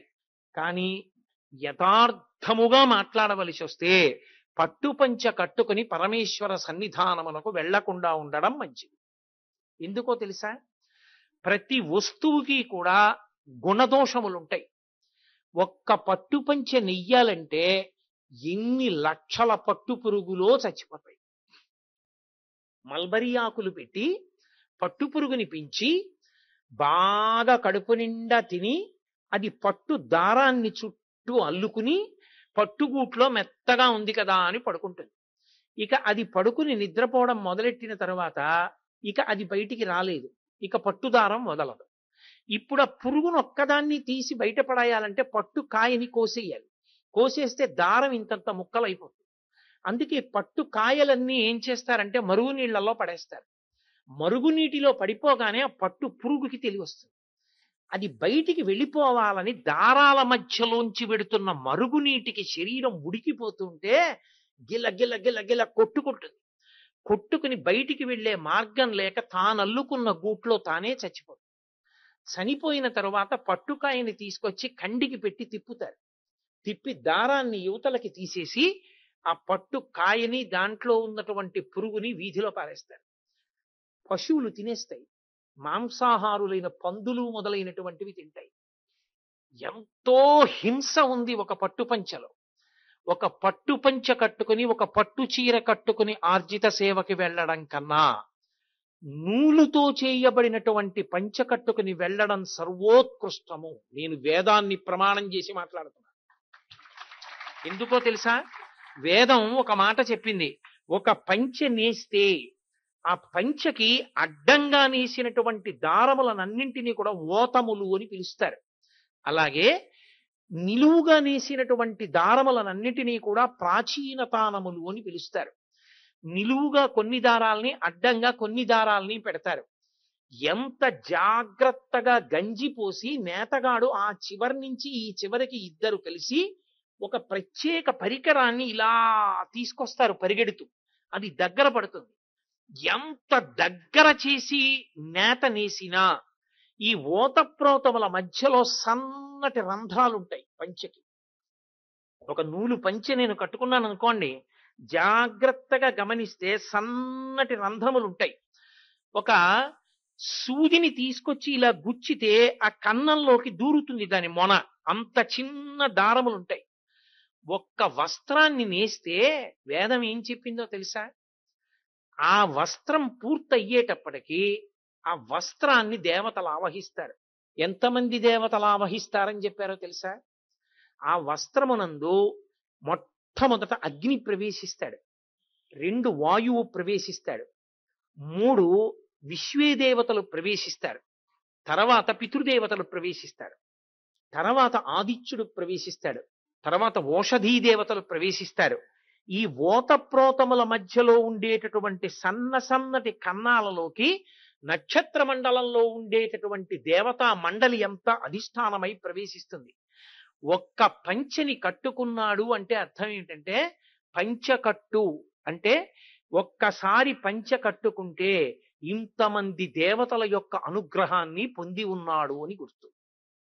అందుకే ఎట్టి పరిస్థితుల్లో బట్టని కాలుతో తొక్కడం కాని, బట్టని కాలుతో తన్నడం కాని, బట్టని కాలుతో ఎగరేయడం కాని శాస్త్ర విరుద్ధం. బట్టని ఉప్పళించుతారంతే. బట్టని ఉప్పళించడం, పంచిని రాతి మీద మాత్రమే ఉప్పళించి ఆరేస్తారు. వేదం ఒక మాట చెప్పింది, భగవత్కార్యం చేసేటప్పుడు పురుషుడికి పైన వస్త్రం ఉండకూడదు, ఏ విధమైన ఆచ్ఛాదన ఉండకూడదు. ఉత్తరీయం ఒకటే ఇలా వేసుకోవాలి. వేసుకుంటే అది తొలగుతూ ఉంటుంది, ఇలా పక్కలకి తొలగుతుంది. తొలగుతున్నప్పుడు గుండె కనపడాలి. యజమాని పురుషుడు ఎప్పుడూ కూడా. అందుకే సంకల్పం పురుషుడి వైపు నుంచే ఉంటుంది. ధర్మపత్ని సమేతస్య అని ఉంటుంది. ఆమె ఏ కారణం చేతనైనా రాకపోయినా రవికిల బట్ట బొడ్డులో పెట్టుకుని ఆయన చేసేయచ్చు. భర్త పక్కన లేకుండా భార్య అలా చేయడానికి వీల్లేదు. యజమాని ఆయన. అటువంటి యజమాని ఒక పంచ కట్టుకుని సేవకి కూర్చుంటే, పూజకి కూర్చుంటే, ఉత్తరీయం ఒక్కటే వేసుకుని పక్కలకి వెడుతూ ఉంటే, నీవారస్సూకవత్తన్వి పీతాభాస్వత్యనూపమా అని పద్మకోశ ప్రతీకాశగం హృదయం చాప్యధోముఖం అని ఇలా ఒరిగినటువంటి బోర్లా పడిన పద్మంలా ఉంటుంది యోగ విద్యలో. అలా ఉన్న దాని చివర ఒక దివ్యమైన కాంతి ఉంటుంది. దాని మధ్యలో వడ్డుగింజ పట్టుకుని ఇలా రాస్తే గీరుకునేటటువంటి మొన ఎంత ఉంటుందో అంత ప్రకాశం ఉంటుంది. అది తిర్యగూర్ధ్వమధస్య, ఈ పైకి కిందకి పక్కలకి దాని కాంతి కొడుతుంటుంది. మళ్ళీ దాని మధ్యలో పరమాత్మ కాంతి రూపుడై ఉంటాడు. దాన్ని మీరు ఏ పేరు పెట్టి పిలవండి, సబ్రహ్మ సశివ సహరిసేంద్ర శ్రోక్షర పరమస్వరాట్, ఏ పేరు పెట్టి పిలిచినా అది పరబ్రహ్మస్వరూపం. ఈశ్వర, ఈ లోపల ఉన్నటువంటి మీరు నాకు సేవకందరు. ఈ లోపల ఉన్న మీకు నేను అర్ఘ్యం ఇవ్వలేను. ఈ లోపల ఉన్న మీకు నేను పాద్యం ఇవ్వలేను. ఈ లోపల ఉన్న మీకు నేను ఒక పుష్పహారం వెయ్యలేను. ఈ లోపల ఉన్న మీ పాదముల మీద నేను 4 పువ్వులు వెయ్యలేను. ఈ లోపల ఉన్న మీరే అదిగో నా ఎదురుగుండా పీఠం మీద భగవంతుని యొక్క రూపంగా ఒక అర్చామూర్తిగా కూర్చునున్నారు. కాబట్టి ఈ హృదయంలో ఉన్న మూర్తియే ఆ మూర్తి. వీడు లేని నాడు ఇది శివం కాదు, శవం. నీవే సర్వమునకు ఆధారం. పరమేశ్వరుడి యొక్క శాసనం ఇంత మేర మారిందా, ముక్క ముక్కలుగా లోపల వరకు కోత కొయ్యవలసి ఉంటుంది. ఆ అవసరం లేకుండా నువ్వు గుండెలో దిగులు పెట్టుకోకుండా నువ్వు ప్రశాంతంగా ఉండేటట్టు అనుగ్రహించడానికి ఇక్కడున్నవాడే అక్కడున్నవాడన్న భావన నాకు తెలిస్తే కదురా నేను అనుగ్రహించడం అన్నాడు ఈశ్వరుడు. అందుకని ఉత్తరీయం కప్పుకుని కూర్చోమన్నారు తప్ప బనీను వేసుకోవడం మీద కోపం, చొక్కా వేసుకోవడం మీద కోపం కాదు. వేదము మనకి ప్రమాణము. మనం పెట్టుకున్న నియమాలు అతిక్రమిస్తేనే మనం శిక్షలు పొందుతున్నామే. పరమేశ్వరుడు చెప్పిన నియమాన్ని అతిక్రమించి పరమేశ్వరుని సేవా ఫలితం రమ్మంటే ఎక్కడి నుంచి వస్తుంది? రాదు. పంచకట్టు అన్న మాటకు అర్థం ఏమిటో తెలుసా? వికచ్చ అనుత్తరీయశ్చ నగ్నో అవస్త్రయేవచ. దీన్ని సాక్షాత్తు స్మృతి చెప్పింది. కావాలంటే మీరు గౌతమ స్మృతి చూడండి. వికచ్చ, వికచ్చ అంటే పంచ సగానికి తిప్పి వెనక్కి తీసి ఆ పంచని కుర్చీళ్లు పెట్టి వెనక్కి తిప్పి గోచి పెట్టుకోకపోతే, గోచి లేకుండా లుంగీ కట్టుకున్నాడంటారు చూసారా, అలా గోచి పెట్టకుండా వెనక నుంచి కట్టుకుంటే వికచ్చ. అనుత్తరీయశ్చ, పైన ఉత్తరీయం లేకపోతే, అనుత్తరీయశ్చ నగ్నో, వాడు బట్టలు కట్టుకోని వాడని గుర్తు. అవస్త్రయేవచ, అసలు వాడి ఒంటి మీద బట్టలేదు. దిగంబర పూజ శాస్త్ర విరుద్ధం. దిగంబర పూజ అంటే బట్టలు లేకుండా పూజ చేయడం కాదు. ఎలా చేస్తే బట్టలు లేనివాడిగా భావిస్తారో అలా చేయడం కూడా బట్టలు లేకుండా పూజ చేయడం. ఎంత నువ్వు కష్టపడితే మాత్రం నువ్వు ఎక్కడ ధర్మ సూక్ష్మాన్ని అతిక్రమించేస్తున్నావో అక్కడ ఇప్పుడు ఏ ఫలితం వస్తుంది? వ్యతిరేక ఫలితం వస్తుంది. ఏది? నువ్వు పూజ చేశావని వేరు, నువ్వు నగ్నంగా పూజ చేశావని వేస్తారు. నేను చెప్పట్లేదు, వేదం చెప్తోంది. అలా వెడితేనే, అది కూడా సదశమఖండం శ్వేతం ధౌతం వస్త్రం ధారయేత్, అది నియమం. దేవాలయంలోకి ప్రవేశించి పూజ చేసేటప్పుడు ఏ బట్ట కట్టుకోవాలో వేదం చెప్పింది. సదశమఖండం, సదశమఖండం అంటే అంచు ఉన్నటువంటి పంచ మాత్రమే కట్టుకోవాలి. ఏ అంచు లేదు దానికి. లుంగీలని అమ్ముతారు చూశారు, వాటికి ఏమి ఉండవు, గళ్ళు తప్ప. ఏ అంచు లేదు. అంచు లేని బట్ట కట్టుకున్నాడు అంటే అమంగళ స్వరూపం, నగ్నంగా ఉన్నాడని గుర్తు.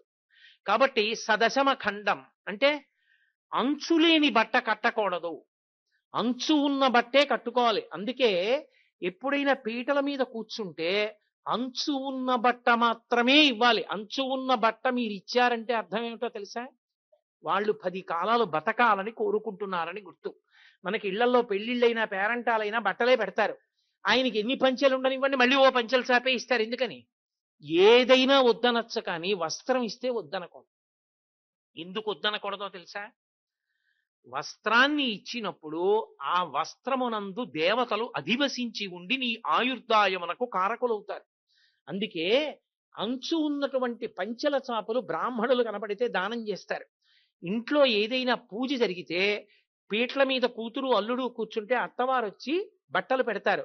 ప్యాంటు చొక్కా పెట్టమని కాదు, ఒకవేళ కర్మకాలి పెట్టవలసి వస్తే పంచెల చాపు మీద పెట్టి ఇయ్యి, లేదా పంచెల చాపిచ్చి వేడుక కోసం ఇది కూడా కట్టుకోవయ్యా అని ఇయ్యి తప్ప, వైదికంగా ఇవ్వవలసింది ఆయుర్దాయమునకు కారకమైనది, భగవంతునికి ప్రీతిపాత్రమైనది, భగవంతుని యొక్క సేవకు అర్హమైనది, పంచకట్టుకు ఉపయుక్తమైనది సదశమఖండం. అంటే అంచు ఉన్నా కూడా అయ్య బాబోయ్ 10x7 11x7 పంచె నాకెందుకంటే సన్నగా ఉంటాను, ఇంత పంచె నేను ఎక్కడ తిప్పుతాను, ఇన్ని కుర్చీళ్ళు ఎక్కడ పెట్టుకుంటానని 2 కింద కత్తిరించి ఇద్దరు కట్టుకోకూడదు దాన్ని. సదశమఖండం అంటే అది అంచు ఉన్న బట్ట అయ్యుండి 2 వైపులా అంచు ఉండాలి. ఇటు అంచు ఉండాలి, ఇటు అంచు ఉండాలి, 2 అంచుల మధ్యలో వస్త్రం ఉండాలి. ఓ పంచె ఇలా పట్టుకున్నారనుకోండి, 2 వైపులా అంచు ఉండాలి. అంతేగాని ఇది నాకు ఎక్కువ అండి ఇద్దరం కట్టేసుకుంటామని మధ్యలో కత్తిరించకూడదు, ఒకవైపే అంచుంటే కుదరదు. కాబట్టి సదశమఖండం శ్వేతం, శ్వేతం అంటే తెల్లని బట్ట అయి ఉండాలి. అందున ప్రత్యేకించి భగవత్ కార్యమునందు నల్లని బట్ట వర్జితము. కాబట్టి సదశమఖండం శ్వేతం ధౌతం, అది ఉతికినదై ఉండాలి. పంచెల చాపే కదండి అని చెప్పి అదే పనిగా దాన్ని పూజకు కట్టుకుంటూ మళ్ళీ మడతెట్టి ఇంట్లో పెట్టేసి సంవత్సరం అంతా గుళ్ళోకి వెళ్ళి పూజలకి మాత్రం అది తీసి కట్టుకుంటూ ఉంటానండి అనకూడదు. ధౌతం, ఒకసారి పూజకి కట్టుకుని లేస్తే దాన్ని ఉతికి ఆరయ్యాలి. ఎందుకని? చెమట పట్టింది, దాన్ని చెమట మలం, దానికి చెమట తగిలితే దాని శౌచం పోతుంది. దాని శౌచం పోతుంది కాబట్టి మళ్ళీ శౌచం ఇవ్వగలిగినది జలం. కాబట్టి మళ్ళీ నీళ్లలో ఉతికి దాన్ని ఆరవేయాలి. ఇప్పుడు మళ్ళీ ఆరినటువంటి పంచిని మడత పెట్టుకుని మళ్ళీ దేవాలయంలో పూజకి వెళ్ళాలి. కాబట్టి సదశమఖండం శ్వేతం ధౌతం వస్త్రం ధారయేత్, అటువంటి బట్ట మాత్రమే కట్టుకో. అటువంటి బట్ట కట్టుకున్నప్పుడు వికచ్చః, గోచి పోసి పంచ కట్టుకోకపోతే వాడు 2 వైపులా అంచు ఉన్న పంచ కట్టుకున్నా నగ్నంగా ఉన్నవాడే. వికచ్చః అనుత్తరీయశ్చ, ఉత్తరీయం వేసుకుని ఉండకపోతే, అంటే కింద పంచ కట్టుకున్నాను కదండి పైన ఏం కప్పుకోనడానికి వీల్లేదు, పైన కప్పుకుని ఉండాలి. అంతేకాని పైన వక్షస్థలాన్ని విడిచిపెట్టి కూర్చోకూడదు, దోషభూయిష్టం అది. ఉత్తరీయం పైన వేసుకోవాలి. వికచ్చః అనుత్తరీయశ్చ, ఉత్తరీయం పైన వేసుకోకుండా కూర్చోవడం.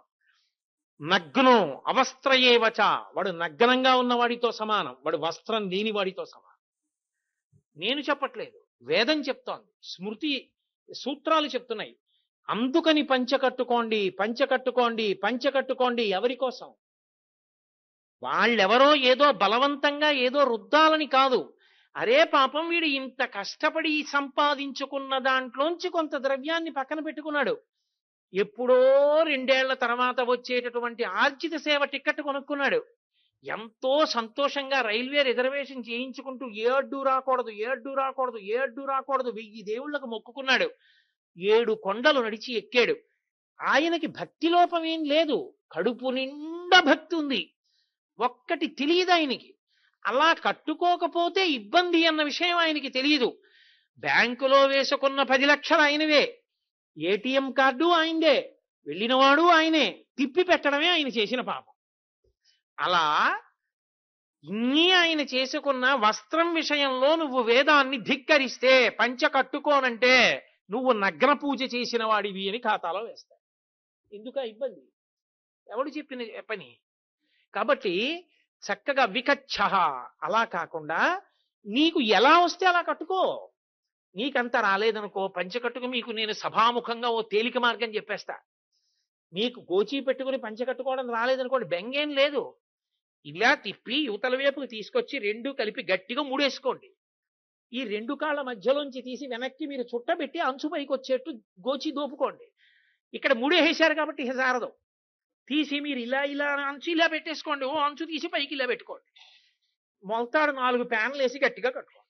ఇంకా జారిపోతుందని మీకు అనుమానం ఉంటే, పూజ చేసిన 1 గంట ఇప్పుడు మనకి ఇష్టం లేని పనులు ఎన్నో చేస్తున్నాం.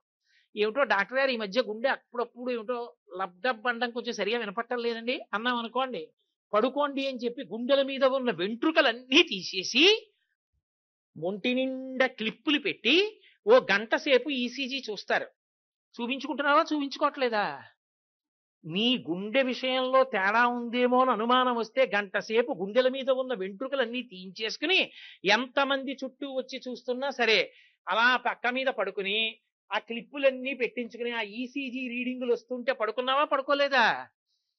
నీ ఆరోగ్యం కోసం గంట సేపు గుండెల మీద ఉన్న వెంట్రుకలన్నీ గీయించేసుకుని క్లిప్పులు ఎట్టుకుని పడుకున్నవాడివి. నీ జీవుడు ధరించడానికి కావలసిన సేవ చేసుకోవడానికి గోచి పోచి పంటకెట్టుకోవడానికి ఏమిటి బాధ?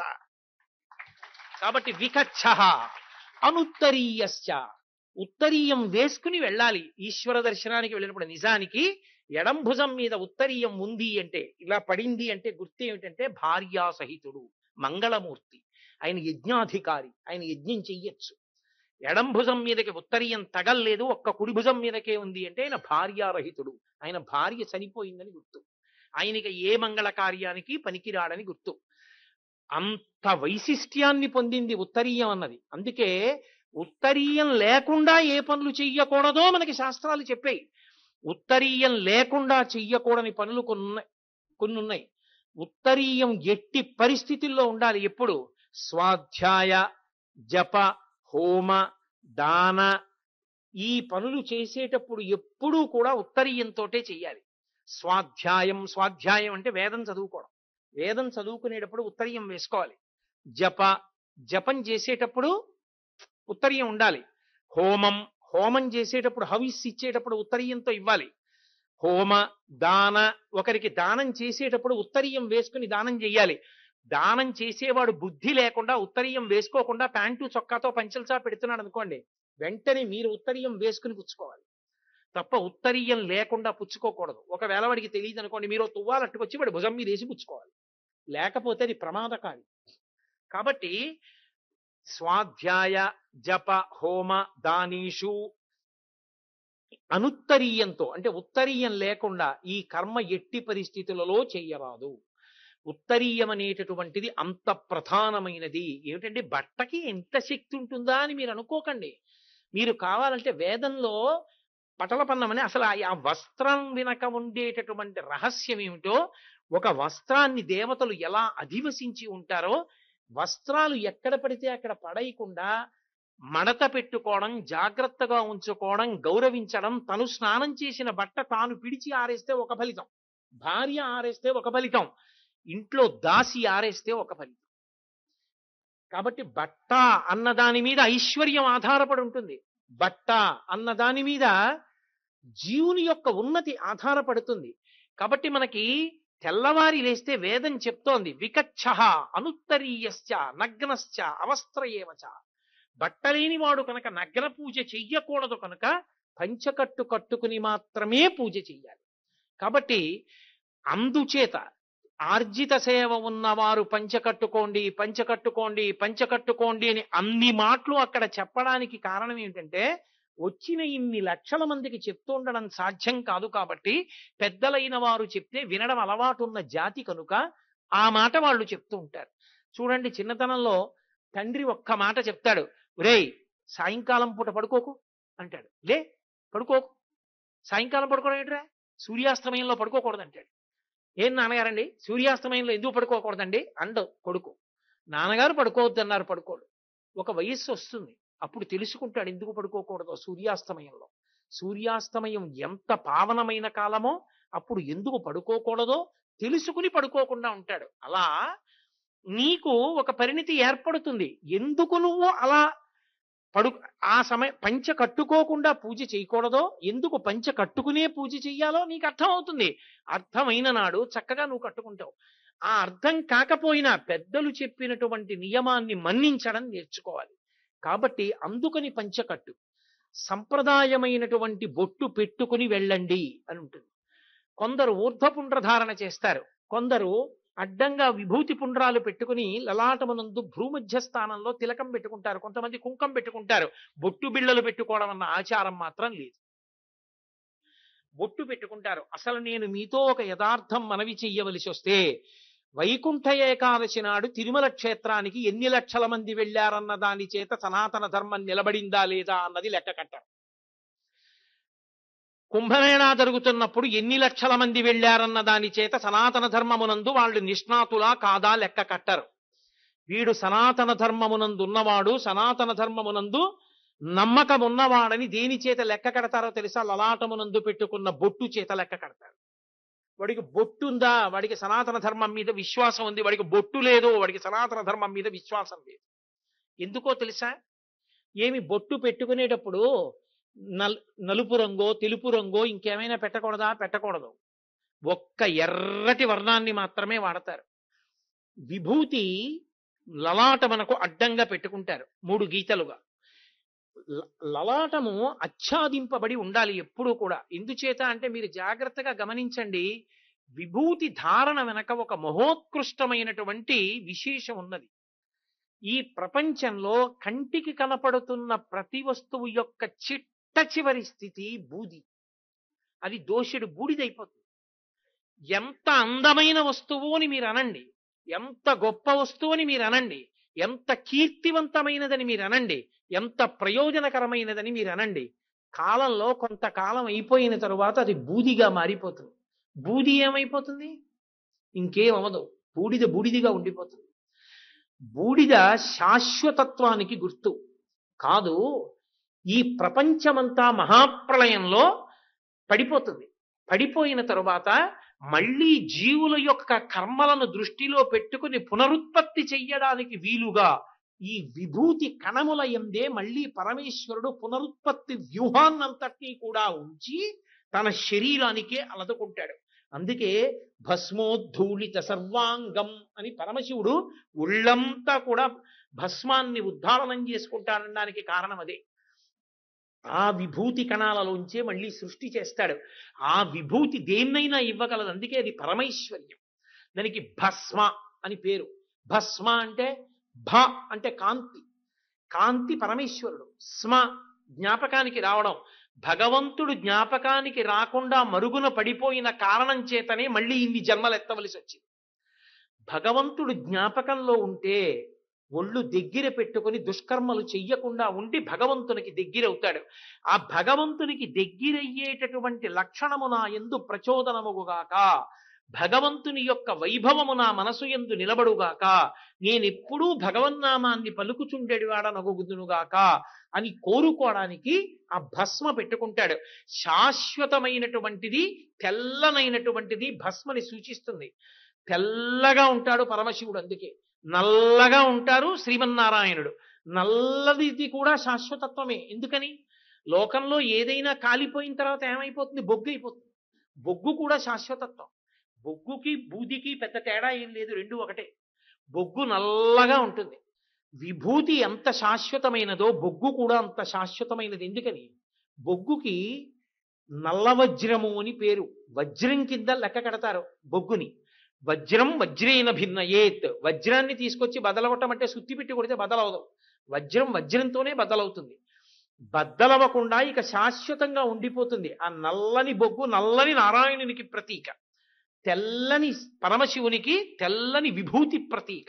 ఆ తెల్లని విభూతి ఇలా 3 చారలుగా పెట్టుకునేటప్పుడు ఈ 2 వేళ్లతో సజల భస్మ అంటారు. ఎడం చేతిలో వేసుకుని నీళ్లతో తడిపి 3 వేళ్లతోటి రాసి ఈ 2 వేళ్లతోటి ఇటువైపుకి తీసుకొచ్చి ఈ 2 వేళ్ళు పైకెత్తే ముందు బొటన వేలు ఇలా పెట్టి ఇవి 2 పైకెత్తి ఈ వేలు ఇలా వెళ్ళాలి. ఈ చివర ఉండేటటువంటి అంచుల దాకా వెళ్లకుండా కణతల దాకా వెళ్లకుండా పెట్టుకుంటారు. పెట్టుకుంటే ఇప్పుడు ఆ తెలుపు పరమేశ్వర స్వరూపం, ఎర్రటి కుంకుమ పరదేవతా స్వరూపం. అసలు మీరు జాగ్రత్తగా గమనించండి, ఈ ప్రపంచమంతా కూడా తెలుపు ఎరుపుల యొక్క సమ్మేళనం. అందుకే మీరు చూడండి, సాధారణంగా దేవాలయం గోడల మీద తెల్లగీత ఎర్రగీత తెల్లగీత ఎర్రగీత గీస్తారు. ఎందుకో తెలుసా? ఈ సమస్త సృష్టి కూడా తెలుపు ఎరుపులతోటే ఉంది. తెలుపు రంగు కాదు, నలుపు రంగు కాదు, అన్నీ తెలుపులోనే ఉంటాయి. తెలుపులో ఉన్నవన్నీ బయటికి వచ్చేటట్టు చెయ్యాలి అంటే మొదట బయటికి వచ్చేదేదో తెలుసా? ఎరుపు పైకి వస్తుంది.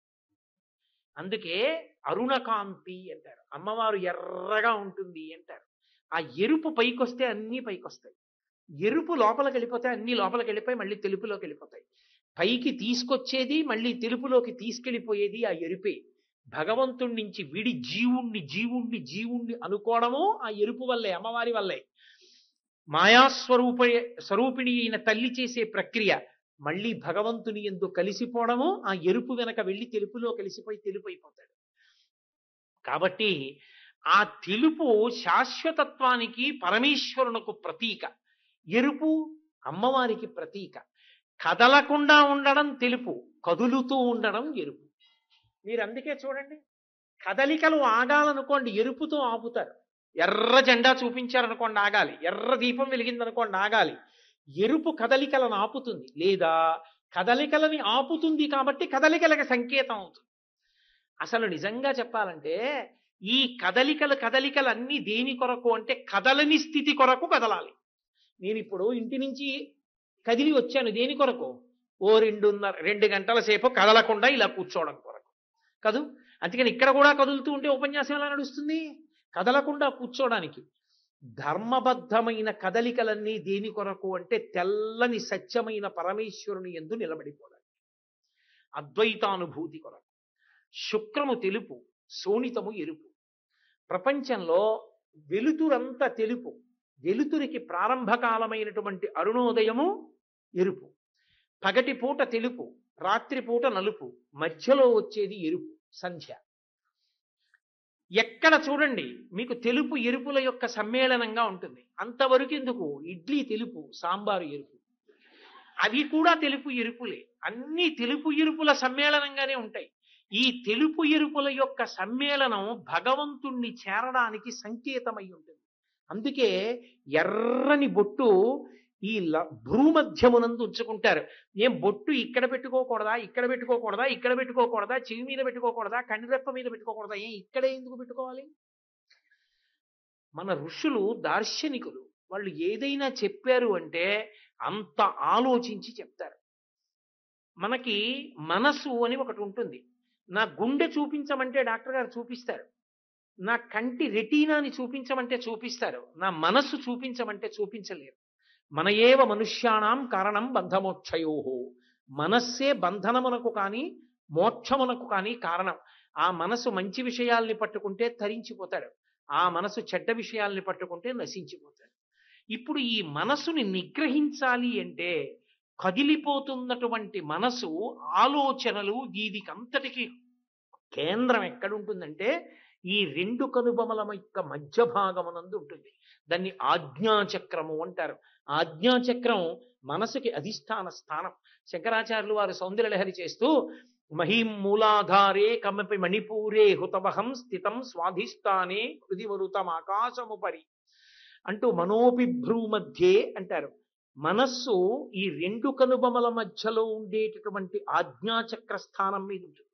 అందుకే మీరు చూడండి, ఏదైనా జ్ఞాపకం రాలేదనుకోండి 2 కళ్ళు మూసుకొని ఉండండి చెప్తాను అని దృష్టిని ఇక్కడ కేంద్రీకరిస్తాడు.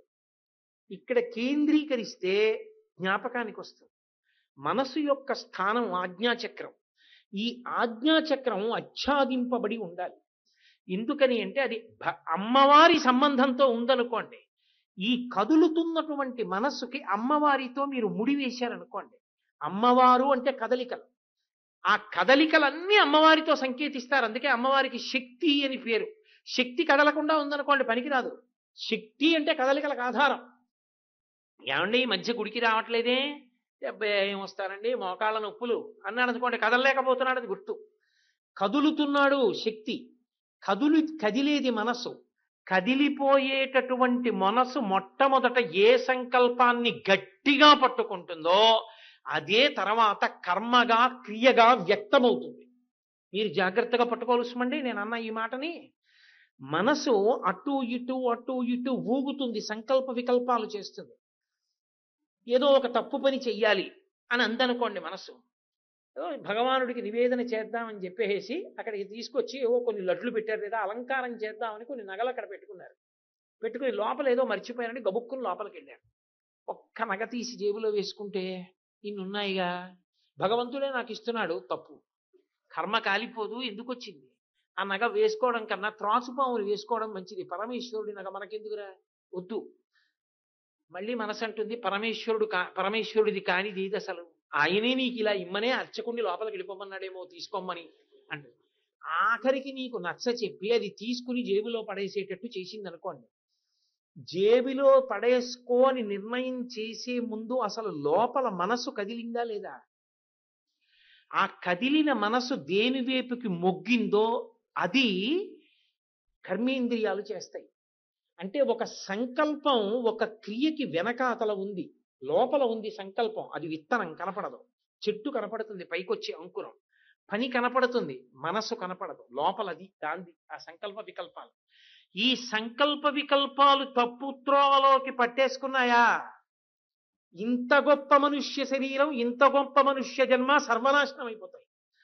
అలా సర్వనాశనం అయిపోకుండా ఉండాలి అంటే కదలికలన్నీ భగవంతుడితో ముడిపడాలి. అందుకే మీరు వెంకటేశ్వర సుప్రభాతంలో ఒక మాట చెప్తారు, అహం దూరతస్తే పదాంభోజ యుగ్మ ప్రణామేచ్ఛయాగచ్చ సేవాంకరోమి సకృచ్ఛేవ యానిచ్చ సేవా ఫలం తం ప్రయచ్చ ప్రభో వెంకటేశ అంటారు. అని వెంటనే అజ్ఞానినా మయా దోషాన అశేషాన్ విహితాన్ హరే క్షమస్వత్వం శేషశైల శిఖామణే అంటారు. ఈశ్వర అహం దూరతస్తే పదాంభోజయుగ్మ ప్రణామిచ్చయాగచ్చ సేవాంకరోమి. ఎక్కడో కాకినాడలో ఉంటాను ఈశ్వర, నీ దర్శనం చేసుకోవాలని పుష్కరిణి స్నానం కోసం పరిగెత్తుకొచ్చాను. ఎప్పుడో ఏడాదికి ఒక్కసారి ఇలా రావడం కాదు స్వామి, నేను కాకినాడలో ఉన్నప్పటికీ కూడా మిమ్మల్నే స్మరించేటట్టు, మిమ్మల్నే సేవించేటట్టు, చక్కగా మీ దేవాలయానికి వెళ్ళేటట్టు, మీరు చెప్పినట్టుగా బ్రతికేటట్టు, నా జీవితము మీ ఉత్సవంగా జరిగేటట్టు నన్ను అనుగ్రహించండి అని అడుగుతాడు. ఏడాదికోసారి కొండకెళ్ళి మంచి వాళ్ళే ప్రవర్తించడం కాదు, 364 రోజులు మంచిగా ఉండి ఎప్పుడొస్తాడా వీడని ఎదురు చూసేటట్టుగా పరమేశ్వరుడు బ్రతకగలగాలి. అలా బ్రతికేటట్టు నన్ను చెయ్యవయా స్వామి అని అడుగుతారు. కాబట్టి అలా బ్రతకగలగాలి అంటే మనసు దేని వైపుకి మొగ్గడం అలవాటు అవ్వాలి. ఓ కోరిక చెప్పింది అనుకోండి, వెంటనే బుద్ధి ఒక ప్రశ్న వేయాలి, ఇది ధర్మచట్రంలో ఇముడుతుందా, ఈశ్వరుడు ఒప్పుకుంటాడా? రేపు నేను పూజామందిరంలోకి అడుగు పెడితే ఆగక్కడ, ధూర్తుడా నిన్నేం చేశావు అని అడుగుతాడా? ఆయనకి తెలియదా నేనేం చేశాను? నేను ఇవాళ ఒక తప్పు పని చేయకూడని పని చేశాను అనుకోండి, రేపు స్నానం చేసి పంచ కట్టుకుని సంధ్యావందనం చేసుకుందామని ఎడుతున్నాను అనుకోండి, ఆగక్కడ, నిన్నేం చేశావు? ఇంతమందికి ధర్మపన్నాలు చెప్తావు, నువ్వు చేసిందే ఉండే, సిగ్గుందా నీకు? నన్ను సేవిద్దామని వచ్చావా? ఏ చేతులతో నన్ను ముట్టుకుంటావు? ఏ నోటితో నన్ను కీర్తిస్తావు? నువ్వు ఇచ్చిన అర్ఘ్యం ఎవడికి కావాలి? నువ్వు ఇచ్చిన పాద్యం ఎవడికి కావాలి అని నా స్వామి అంటే రావద్దు నా దగ్గరికి, అసలు నేను ఇక పుచ్చుకోను నీ దగ్గర, నువ్వు అలాగే తప్పుడు పనులు చేసుకుంటూ బ్రతుకు అన్నాడు అనుకోండి, నా జన్మ ఏమైపోతుంది? వద్దు, అమ్మో ఆయన అలా అడిగితే ఇంకేమైనా ఉందా, నా బతుకుందా? వద్దు స్వామి, నేను ఇది చెయ్యను. ఇప్పుడు నువ్వు ఒక పని చెయ్యడానికి చెయ్యకపోవడానికి భయానికి కారణం ఏమి అంటే అదే భక్తి. ఆయన ముఖం చూడలేను, ఆయన నా ముఖం చూడలు, వద్దు. మీరు చూడండి, ఏనుగు అలా వెళ్ళిపోతూ కనపడ్డ ప్రతి చెట్టు కొమ్మ పట్టుకుని ఉంచుతుంది. మామటివాడు అంకుశం తీసి అంటాడు, ఇలా తీసేస్తుంది. ఎందుకని? అంకుశం భయం దానికి. అలా అమ్మో నా స్వామి నన్ను మన్నిస్తాడా? వద్దు, నేను బతికున్నన్నాళ్ళు హాయిగా ఈశ్వరుణ్ణి ఆరాధించుకుని పరమ సంతోషంగా త్రికరణ శుద్ధిగా నా వలన ఎవరికి ఏ అన్యాయం జరగకుండా జీవితంలో సంతోషంగా బ్రతికి హాయిగా నేను 10 మందికి ఉపన్యాసం చెప్పేటప్పుడు దీన్ని చెప్పడానికి నేను అర్హత పొందినవాడనే, నేను ఇటువంటి పాపాలు చెయ్యలేదు, భగవద్భక్తితోనే బతికానన్న అంతరాత్మ తృప్తి నాకు మిగిలేటట్టు నేను బతుకుతాను తప్ప నేను చెప్తున్నట్టు నేను బతకట్లేదని నా అంతరాత్మ నన్ను కొరుక్కు తినేసేలా నేను బతకకుండా ఉండాలి. కాబట్టి వద్దు, నేను చెయ్యని తప్పు అన్నాడు అనుకోండి. ఇప్పుడు మనసు దేనితో ముడిపడడం వల్ల లొంగింది? మనసు యొక్క కదలికలు భగవంతుడితో ముడిపడ్డాయి. భగవంతుడితో ముడిపడడం వల్ల ఇప్పుడు కొన్నాళ్ళు అయ్యాక ఏం చేస్తుంది మనసు? అసలు చెప్పదు, చంపేస్తాడు. కేనా ఉందా అలాంటివి చెప్తే? వద్దండు. కాబట్టి ఇప్పుడు ఏం చెప్తుంది? గుడికి వెడదాం ఏంటి, ఖాళీగా ఉన్నాం కదా, కాసేపు తీసి మళ్ళీ ఓసారి రామాయణం చదువుకుందాం ఏమిటి అంటుంది. అంతేకాని అక్కర్లేని మాటలు నోటి వెంట రానివ్వదు, అర్థం లేని పనులు చెయ్యనివ్వదు. భగవంతుడు అంగీకరించని పనులు చెయ్యకుండా చేస్తుంది.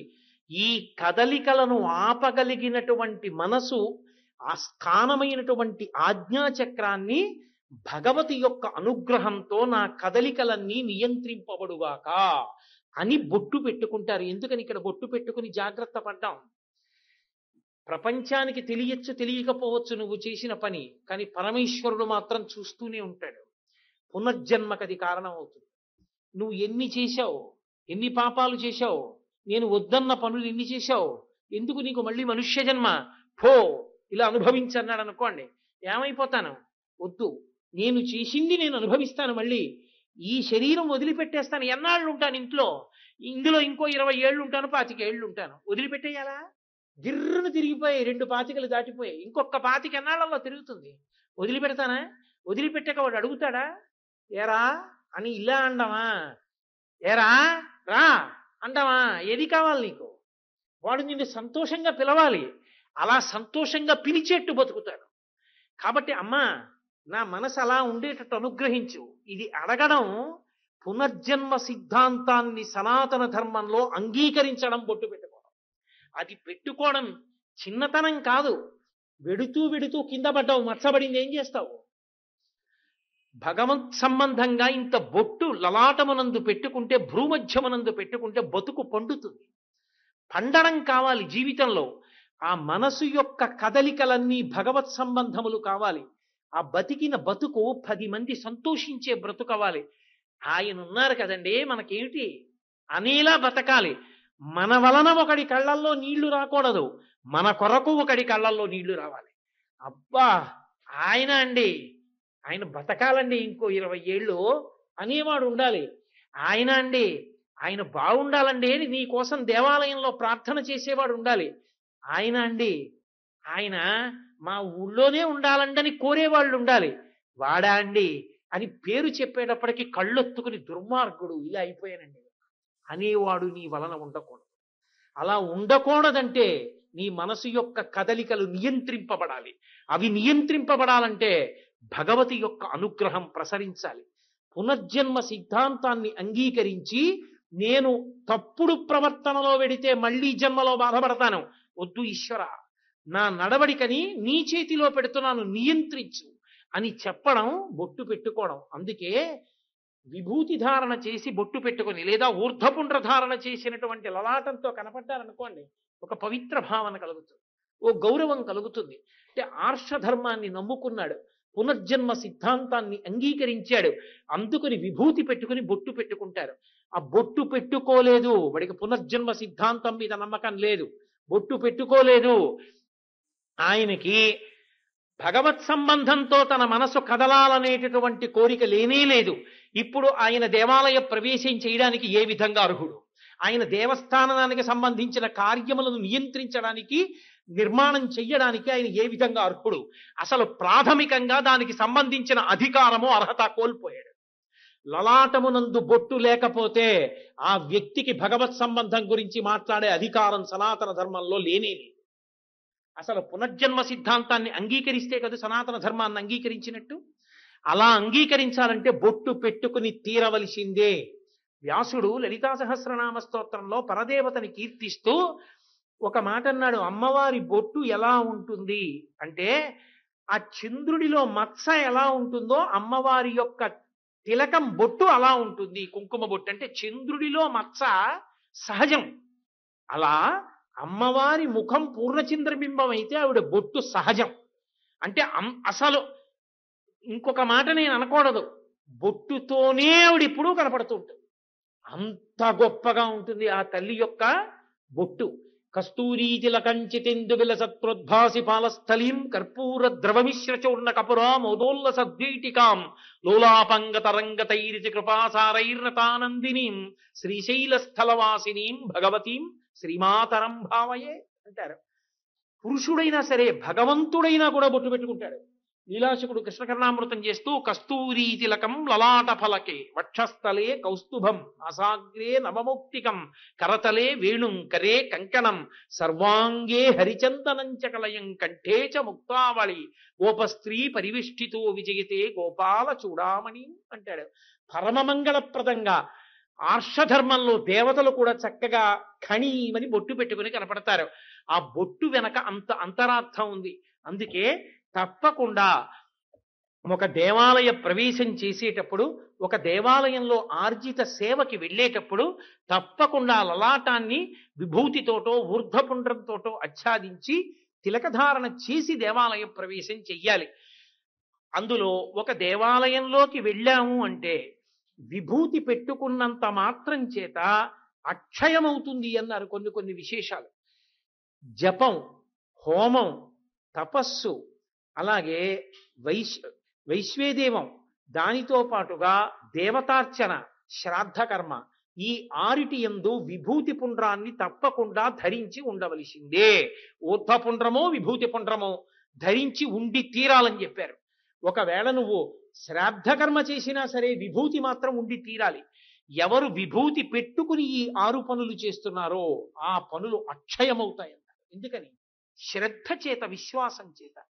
చెప్పిన పని చేశాడనుకోండి, అతని మీద ఉండే గౌరవం వేరు. మీరు చూడండి, దగ్గరవడము అన్న మాటకు అర్థం ఏమిటో తెలుసా? పొగుడుతూ కూర్చోవడం కాదు, చెప్పిన పని చేయడం. ఒక యజమాని ఉన్నాడు, 100 ఎకరాల పొలం ఉంది, 2 పాలేర్లను పెట్టాడు. ఒక పాలేరుని పిలిచి, ఒరే కూర్చోరా, నీకు నేను మంచి విషయం చూపిస్తాను ఇవాళ టీవీలో అన్నాడు. ఆయన అన్నాడు, ఉండండి బాబాయ్, అంత ఖాళీ ఎక్కడ ఉంది, ఆవులకి పేడ తీయాలి, పాలు తీయాలి, ఆ పాలు తీసుకురావాలి, అమ్మగారికి ఇవ్వాలి, అవతలేమో వడ్లు వచ్చి ధాన్యం తీసుకెళ్ళి ఇంట్లో పెట్టాలి, బాబాయ్ ఇప్పుడు నేను టీవీ చూడండి వెళ్ళిపోతాను.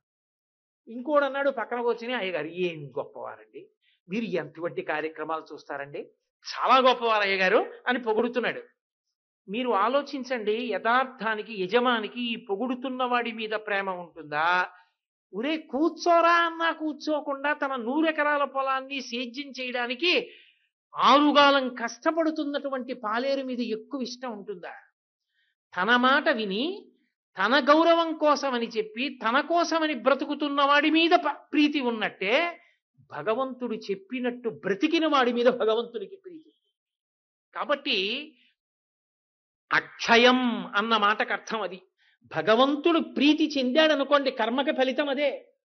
కర్మకి ఫలితం ఏమిటి అంటే భగవత్ప్రీతి. నువ్వు సత్యనారాయణ వ్రతం చేశావు, సత్యనారాయణ వ్రతం నువ్వు చేస్తే భగవంతుడు ప్రీతి పొందితే దానికి ఫలితం. సత్యనారాయణ వ్రతం చేసిన నువ్వు చెవిలో అస్తమానం సెల్ ఫోన్ ఎట్టుకు మాట్లాడుతున్నావు. సత్యనారాయణ వ్రతం నువ్వు చేస్తుంటే, ఆ మంత్రాలు వింటుంటే చెయ్యకుండా కూర్చున్నవాడు పొంగిపోతున్నాడు.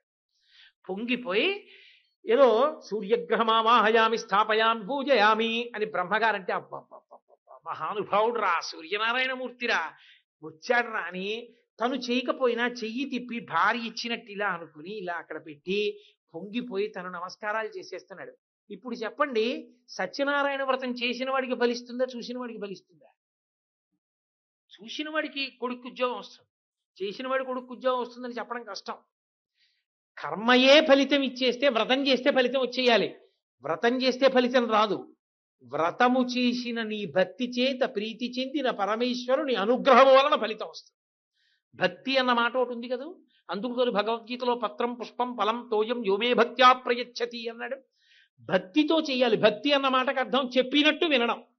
చెప్పినట్టు వినడం అన్నది నిజమైతే పరమేశ్వరుడే బొట్టెట్టు కూర్చుంటే నువ్వు బొట్టు లేకుండా పెడతావా? ఏమి నీ అఘాయిత్యం? కాబట్టి ఒక బొట్టు పెట్టుకోవడం అన్న మాట వెనక అంత పవిత్రమైనటువంటి భావజాలం ఉంది. ఒక బొట్టు పెట్టుకోవడం వెనక అంత పవిత్రమైనటువంటి ఆశయం ఉన్నది. ఒక బొట్టు పెట్టుకోవడం వెనక తనని తాను నియంత్రించుకోవాలనేటటువంటి అంత కుతూహలం ఉన్నది. కాబట్టి దాని వలన అక్షయమవుతుంది. అది శ్రద్ధ. కాబట్టి ఆ విభూతి బొట్టు పెట్టుకుని పంచ కట్టుకుని చక్కగా సేవ చేసుకునేటటువంటి వాళ్ళు వెళ్ళి సేవకి కూర్చోవాలి తప్ప, ఇంత చేసి పంచ కట్టుకోకుండా వెళ్ళి కూర్చుని నగ్న పూజ చేసినటువంటి అపరాధాన్ని నీ ఖాతాలో వేసుకోవలసినంత అగత్యం ఎందుకు తెచ్చుకోవాలి? కాబట్టి నీకు తెలియకపోవడం తప్పు కాదు, కానీ పెద్దలు చెప్పినప్పుడు వినడం ఒప్పు. పంచ కట్టుకురా అని అక్కడ ఉన్నప్పుడు పంచ కట్టుకునే వెళ్ళాలి. అంతేగాని ప్యాంటు మీద పంచ కట్టేయడం, బనీను విప్పకుండా ఉత్తరీయం వేసేసుకుని ఈశ్వరుడి దగ్గర పూజలో బనీను ఎవరు చూడలేదు కదా అనుకోవడం. ఈశ్వరుడు చూస్తున్నాడు. ఏమి ఆ బనీను తీస్తే ఏమి? పుట్టినప్పుడు బనీనుందా, వెళ్ళిపోయినప్పుడు బనీనుందా? ప్రపంచాన్నంతటినీ గెలిచినటువంటి అలెగ్జాండర్ చిట్ట చివర కోరుకున్నాడు, శవపేటికలోంచి నా 2 చేతులు కన్నాలు పెట్టి బయట పెట్టండి. ప్రపంచాన్నంతటినీ గెలిచినటువంటి అలెగ్జాండర్ ఖాళీ చేతులతో వచ్చాడు, ఖాళీ చేతులతో వెళ్ళిపోయాడు. వచ్చినప్పుడు ఒంటి మీద లేదు, వెళ్ళిపోయినప్పుడు లేదు. పరమేశ్వరుని మ్రోలకి వెళ్ళి నువ్వు ఆర్తితో చేసుకున్నదేదో అదే నీ జీవుడి వెంట వచ్చి నిన్ను తరింపచేసేది. అక్కడికి వెళ్ళి కూడా దేని కొరకు? భేషజం. కాబట్టి నేను భేషజంతో చేస్తున్నారు అనుకోవట్లేదు, తెలియనితనంతో చేస్తున్నారు అనుకుంటున్నాను. కాబట్టి ఒకసారి తెలిసిన తరువాత మాత్రం ఎవరు దోషం చెయ్యరు. కాబట్టి ఒక ఆచారాన్ని చెప్పడం ఎంత అవసరమో ఆ ఆచారాన్ని పాటించవలసిన వైశిష్ట్యం ఏమిటో చెప్పడం కూడా అంతే అవసరం. కాబట్టి పంచ కట్టుకుని బొట్టు పెట్టుకుని విభూతి ధారణో ఊర్ధ్వపుండ్ర ధారణో చేసి దేవాలయంలోకి వెళ్ళి ఈశ్వరుని యొక్క పూజ చెయ్యాలి. మనం ఒక క్షేత్రానికి వెళ్ళినప్పుడు 10 మందికి దేవస్థానం ఏది కల్పించిందో, 10 మందికి ఏది అనుగ్రహింపబడిందో దానిని మనం కూడా అనుభవించడం శ్రేయోదాయకం. దాని వలన అందరి యందు భక్తిభావము ద్విగుణీకృతమవుతుంది. నేను మీతో ఒక ఉదాహరణ ప్రస్తావన చెయ్యాలి అంటే, తిరుమల తిరుపతి దేవస్థానంలో అన్నదానము అని ఒక ప్రక్రియ. నిజంగా వెంకటాచలంలో జరిగేటటువంటి అన్నదానాన్ని చూస్తే అంత గొప్ప అన్నదానం జరుగుతున్నటువంటి క్షేత్రానికి మేము వారసులం. ఆ క్షేత్రానికి భక్తులైనటువంటి సనాతన ధర్మంలో పుట్టిన వాళ్ళం అని మనం గుండెల మీద చెయ్యేసుకుని మురిసిపోవాలి. మీరు నిజంగా అన్నదానంలోకి వెళ్ళి చూడండి, ప్రపంచం మొత్తం మీద ఎక్కడా అటువంటి అన్నదానం లేదు. నేను పరమ సంతోషంతో నా కంఠనాళాలు చించుకుని చెప్తున్నాను.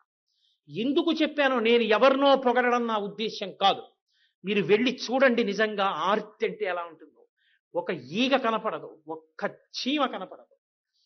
బియ్యం బస్తాలు తీసుకొచ్చి కొత్త ఢిల్లీ నుంచి వచ్చినటువంటి మిషన్లో పోసి అక్కడికక్కడ రాళ్ళు పురుగులు వేరు చేసేస్తారు. ఒక్కొక్క రోజు కొన్ని 100 కిలోల బియ్యం వండుతారు. లోపలికి వస్తూ ఉంటే 5 హాల్స్లో అన్నం పెడతారు. ఈగ కనపడదు. ఎక్కడికక్కడ శుద్ధి చేసి నిలబడి అన్నం తినవలసిన అవసరం లేదు. అంతమంది కూర్చుంటే పప్పు కూర పచ్చడి పులుసు వేసి ప్రత్యేకమైనటువంటి రోజులలో ప్రత్యేకమైన మధుర పదార్థాలు, ప్రతిరోజు చక్ర పొంగలి. ఎంత ప్రేమో! ఆ చక్కగా అన్నం తినేటప్పుడు అన్న సూక్తం వేస్తూ ఉంటారు. ఆ 5 హాల్స్ లోపలికి ఇలా వెళ్ళిపోతుంటారు. ఓ హాలు ఖాళీ అయిపోయి వెళ్ళిపోతుంటారు. కొన్ని 100 మంది నిలబడి ఉండవలసిన అవసరం ఒక్క 10 నిమిషాలు కలగదు. రాత్రింబవళ్ళు ఎంత సంతోషంగా వండుతుంటారో.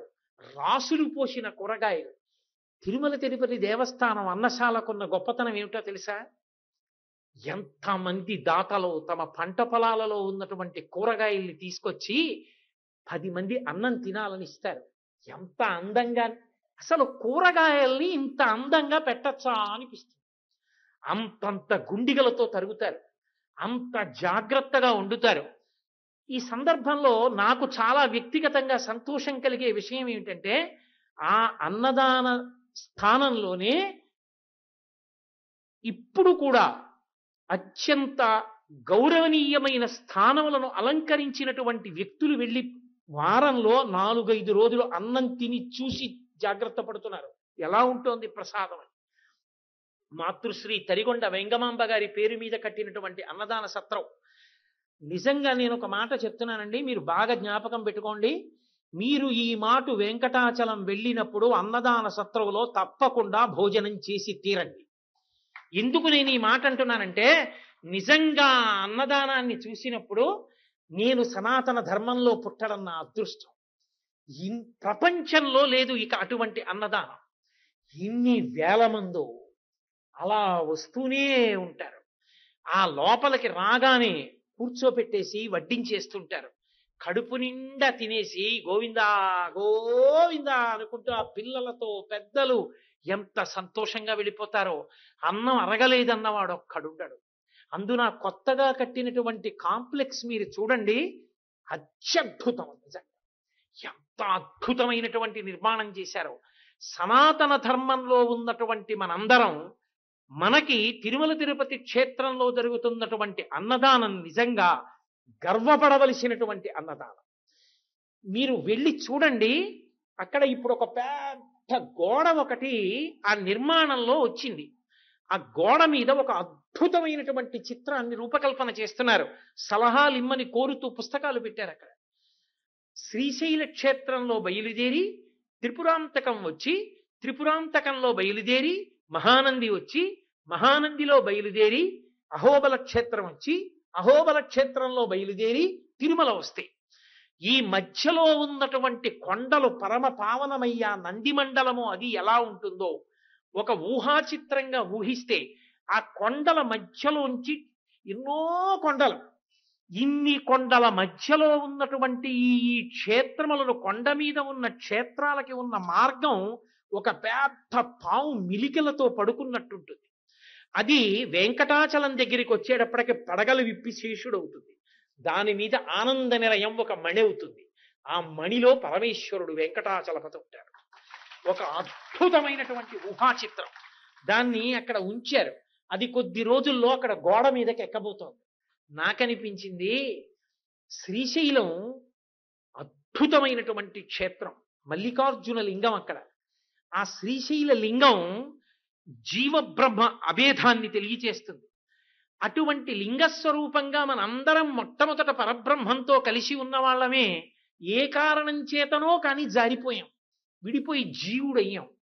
జీవుడైన దగ్గర నుంచి ఇంకా త్రిపురముల యందు తిరగడం మొదలైంది మాయ. భూత భవిష్యత్ వర్తమాన కాలములు, జాగ్రత్త స్వప్న సుషుప్తి అనేటటువంటి మూడిటిలో తిరుగుతున్నాం. త్రిపురాంతకం. ఇక అక్కడ నుంచి దాటితే కొంచెం ముందుకొచ్చేస్తే ఆ త్రిపురాంతకం దాటి వచ్చిన తరువాత నంది మండలం. నంది మండలం అంటే నవనందులు. నంది అంటే నందీశ్వరుడు, పశువు. భగవంతుని వంక మాత్రమే చూడడం మొదలు పెడితే పశువు పశుపతి ఎందు ఐక్యమైపోతుంది. నందికి శివుడికి ఇక మధ్యలోకి వెళ్ళరు. జీవ బ్రహ్మ అభేద స్థితి కలుగుతుంది. నంది పరమేశ్వరుణ్ణి వహిస్తుంది. విడిపోయిన వాడు మళ్ళీ భగవంతుణ్ణి మనసులో పెట్టుకుని ఉపాసన మొదలు పెడితే నంది మండలం. ఆ నంది మండలం దాటితే జీవుడికి ఉండిపోయినటువంటి కామము క్రోధము అన్న హిరణ్యాక్ష హిరణ్యకశపుల్ని సంహరించగలిగినటువంటి అహోబల నరసింహస్వామి అనుగ్రహం కలిగితే జీవుని యొక్క జీవస్థితి పూర్తిగా నశించి మళ్ళీ ఆనంద నిలయంలో వెంకటరమణుడితో కలిసి సమస్త పాపములు పోయి జీవబ్రహ్మైక్య సిద్ధి కలుగుతుంది. 7 కొండలు ఎక్కడం అంటే 6 చక్రములు దాటి సహస్రారమునందు ప్రవేశించి ఆ మళ్ళీ సంతోషంగా ఆ అమృతధారల యందు తడిసిపోవడం, లేదా అష్టాంగ యోగంలో 7 భూమికలు దాటి 8వ భూమికి అయిన సమాధి స్థితిని అనుభవించడం. ఆంతరముగా జీవుని యొక్క ప్రయాణాన్ని బాహ్యంలో ఆంధ్రదేశంలో వెలిసినటువంటి అద్భుతమైన ఆ కొండలు, కొండల మీద క్షేత్రాలు, క్షేత్రాల దారి పాము మిలికలు, చివర తోక ఉంటే శ్రీశైలంలో తోక అనుకుంటే వెంకటాచలం వచ్చేటప్పటికి పడగలు విప్పినటువంటి శేషుడు, మణి ఆనంద నిలయం, అందులో వెంకటరమణుడు, ఆ ఊహాచిత్రం, దాని మీద అభిప్రాయాలు కోరుతున్నటువంటి ఆ స్థానం. ఇప్పటికీ వెంకటాచలంలో ఉన్నటువంటి అన్నదానంలో గొప్పతనం ఏమిటో తెలుసా? ప్రతిరోజు వకుళమాత యొక్క విగ్రహాన్ని అక్కడ పెట్టి, వెంకటరమణ స్వామి వారి అమ్మగారు కనుక ప్రతిరోజు వంటశాలని ఆనంద నిలయంలో ఆవిడే చూస్తుంటుంది కనుక అమ్మవారికి విస్తరి వేసి అన్నాన్ని వకుళమాతకి నైవేద్యం పెట్టి మొట్టమొదట అమ్మ తిన్న నైవేద్యం అమ్మ ప్రసాదంగా మనందరికీ పెడతారు. ఎందుకో తెలుసా? అమ్మ బిడ్డలకి అన్నం పెట్టడం అంటే అమ్మ పెట్టిందే అమృతం, మేము పెట్టట్లేదు. స్వామి అమ్మ ఇంతమంది బిడ్డలు వచ్చారు, వెంకటరమణుడు నాకు ఎలా బిడ్డో, వీళ్ళందరూ నా బిడ్డలే, వీళ్ళందరూ అన్నం తింటున్నారా అని అందరికీ ఒకళమాత చేతి ప్రసాదంగా అందాలని ఆ తల్లికి నైవేద్యం పెట్టిన విస్తరి కనపడుతుంది మీకు అక్కడికి వెళ్ళి చూస్తే. ఆవిడికి విస్తరి వేసి భోజనం పెట్టి నైవేద్యం పెట్టి ప్రసాదాలన్నీ కూడా వడ్డన చేస్తారు. చక్కగా అక్కడ లోపల చూస్తే అన్నపూర్ణే సదాపూర్ణే శంకర ప్రాణవల్లభే జ్ఞాన వైరాగ్య సిద్ధ్యర్థం భిక్షాం దేహి చ పార్వతి అన్న బోర్డులు. అక్కడ అన్నం తింటే, చక్కగా అన్నపూర్ణాష్టకం చదువుకుంటే ఈ భూమి మారదు, ఈ భూమి ఇలాగే ఉంటుంది. జీవరాశి పెరుగుతోంది. ఈ జీవరాశి పెరుగుతుంటే వీళ్ళందరికీ అన్నం ఇవ్వగలిగిన శక్తిగా అన్నపూర్ణయే ఉన్నది. అటువంటి తల్లిగా ఉండి ఆమెయే భక్తి జ్ఞాన వైరాగ్యములను మనకి ఇవ్వాలి. అటువంటి తల్లి యొక్క అష్టకం వినబడుతుండగా, అన్న సూక్తం వినబడుతుండగా స్పీకర్స్ లో పరమ ప్రేమతో వడ్డిస్తారు. ఎంతంత పెద్ద పెద్ద ఫిల్టర్స్, ఎంత చక్కటి తాగునీరు అందిస్తారో. మనమందరం గర్వపడవలసినటువంటి అన్నదానం. నాకు తెలిసినంత వరకు ప్రపంచంలో అంత అన్నదానం చేస్తున్న క్షేత్రము వేరొకటి లేదు. మనందరం వకుళమాత బిడ్డలం, మనందరం వెంకటేశ్వరుడి కింకరం. అందరం కలిసి అక్కడికి వెళ్ళి చక్కగా కూర్చుని భోజనం చెయ్యాలి.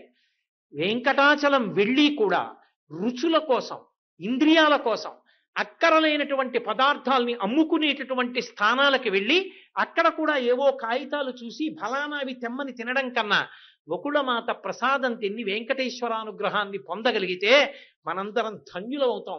ఎక్కడికి వెళ్ళినా మా క్షేత్రంలో జరిగే అన్నదానం ఎలా ఉంటుందో తెలుసా?